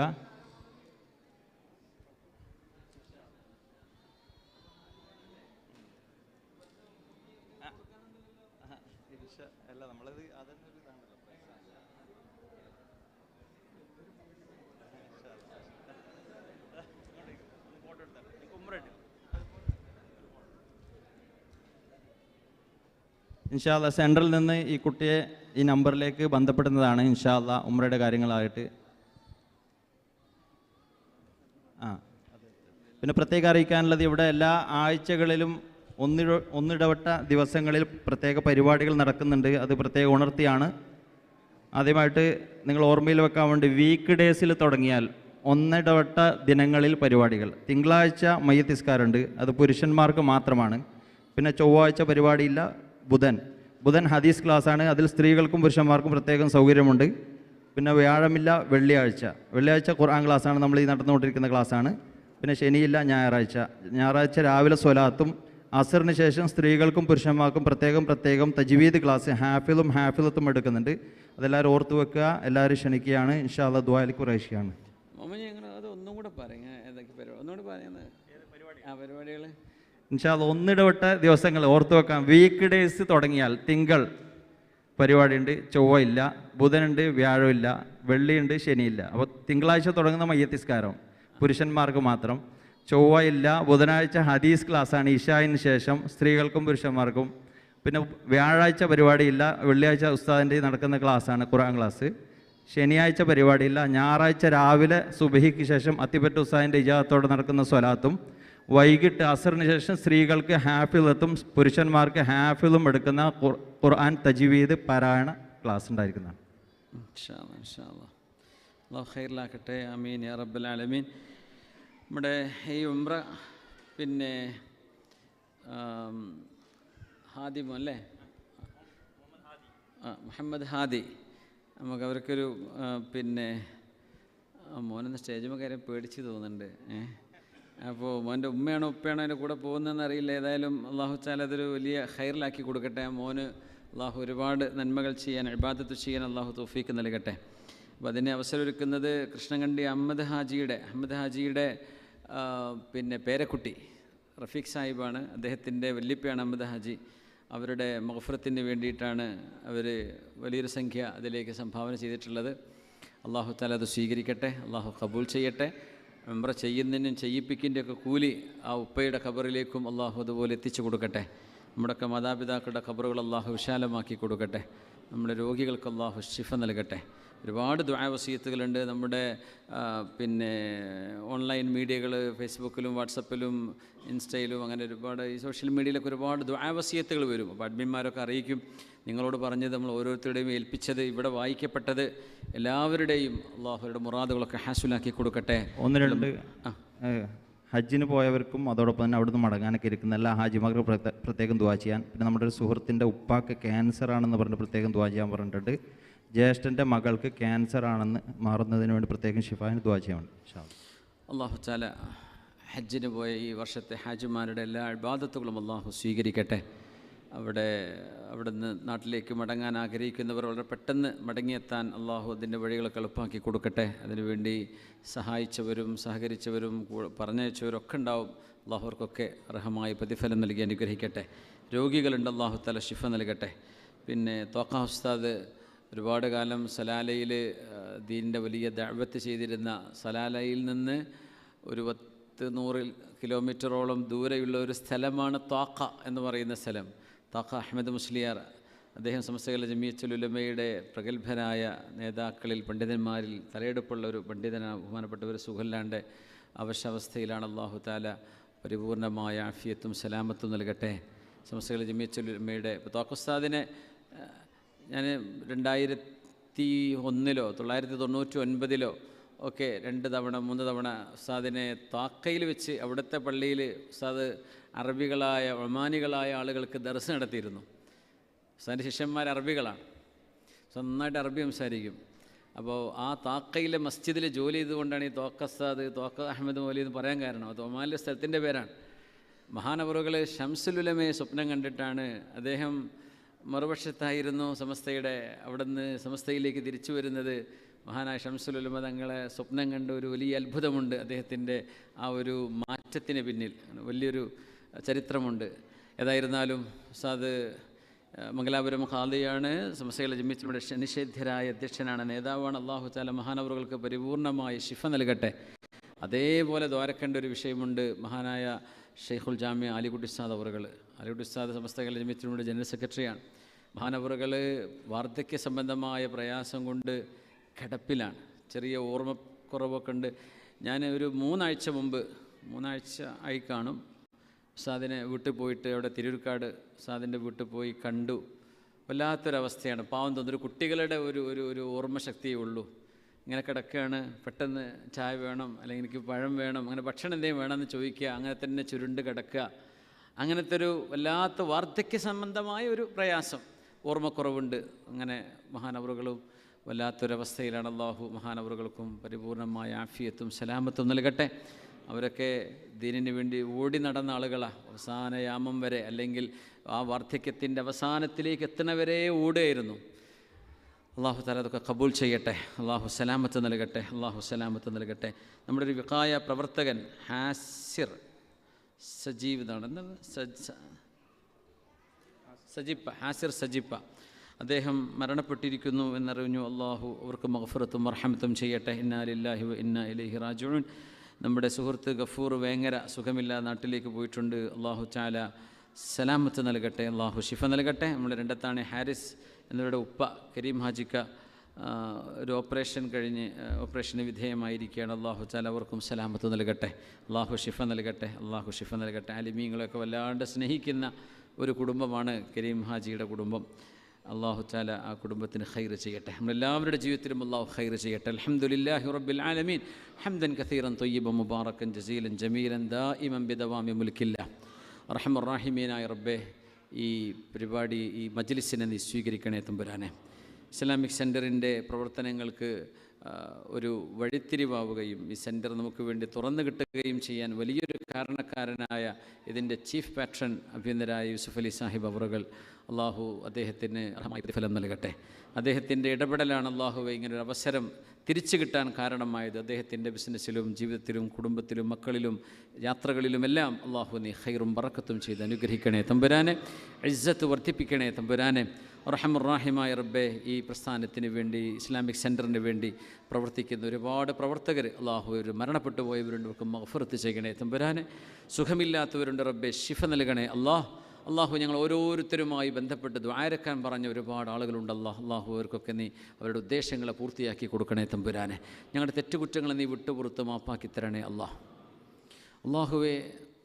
അള്ളാഹു ജല്ല ജലാലു, നിൻ്റെ പരിശുദ്ധമായ തണലും അള്ളാഹുവേ, നിൻ്റെ തിരുനോട്ടവും നിൻ്റെ കനിവും നിൻ്റെ രക്ഷയും അള്ളാഹു ഞങ്ങൾക്കും ലോക മുസ്ലിമീങ്ങൾക്കും ലോക മനുഷ്യർക്കും നീ നൽകി അനുഗ്രഹിക്കണേ തമ്പുരാനെ.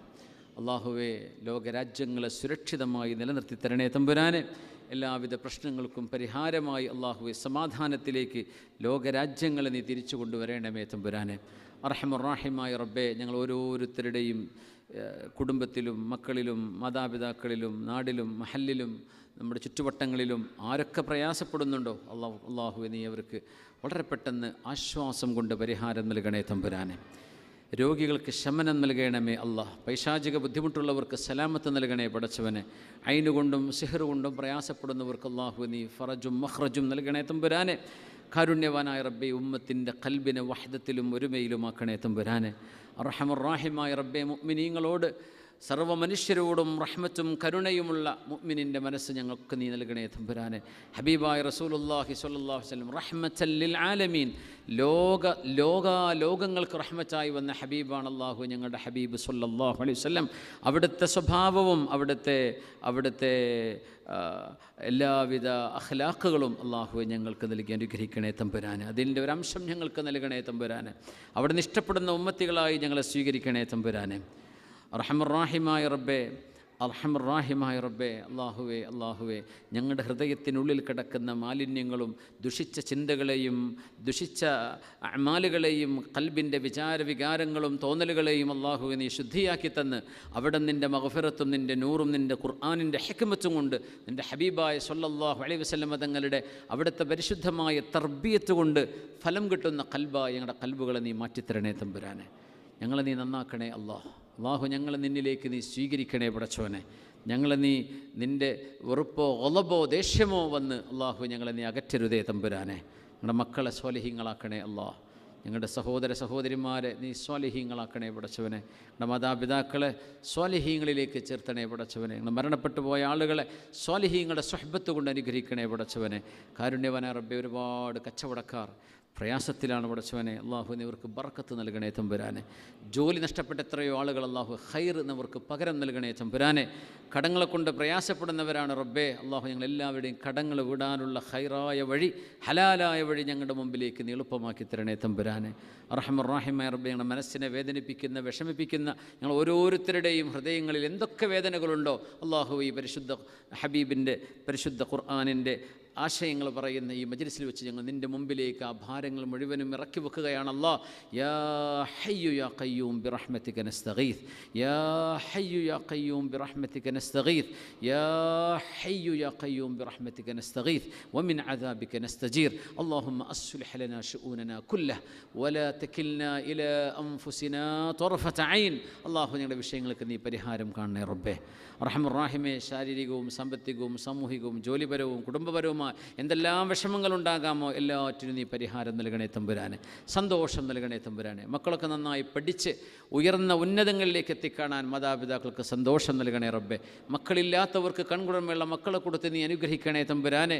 അല്ലാഹു ഞങ്ങൾക്ക് ഞങ്ങളുടെ മാതാപിതാക്കൾക്ക് ഉപകാരം ചെയ്തവരായി നീ സ്വീകരിക്കണേ പടച്ചവനെ. മരിച്ചുപോയ മാതാപിതാക്കളാണ്, അവർക്ക് ഉപകാരം ജീവിതകാലത്ത് ചെയ്തു കൊടുക്കാൻ പറ്റിയില്ല, അല്ലെങ്കിൽ അവരോട് എന്തെങ്കിലും അനാദരവ് ചെയ്തു പോയിട്ടുണ്ടെങ്കിൽ അല്ലാഹുവേ ഈ സദസ്സിൽ വെച്ച് ഞങ്ങൾ നിന്നോട് തൗബ ചെയ്യുകയാണല്ലോ. ഞങ്ങൾക്ക് നീ മാപ്പ് നൽകണേ തമ്പുരാനെ. അല്ലാഹു ഞങ്ങളുടെ മാതാപിതാക്കൾക്ക് മരിച്ചുപോയവർക്ക് നീ സ്വർഗം നൽകണേ റബ്ബേ. ജീവിച്ചിരിക്കുന്നവർക്ക് ആഫിയത്തും സലാമത്തും അല്ലാഹുവേ ഖൈറും തഖ്വയും ഈമാനും വർദ്ധിപ്പിക്കണേ തമ്പുരാനെ. റഹ്മുർറാഹിമേ, അല്ലാഹുവേ ഈ നാടിനെയും ഞങ്ങളുടെ ചുറ്റുവട്ടങ്ങളിലെ നാടുകളെയും ലോകരാജ്യങ്ങളെയും അല്ലാഹുവേ നീ നിൻ്റെ ഹിഫ്ദിലും നിൻ്റെ സംരക്ഷണത്തിലുമാക്കണേ പടച്ചവനെ.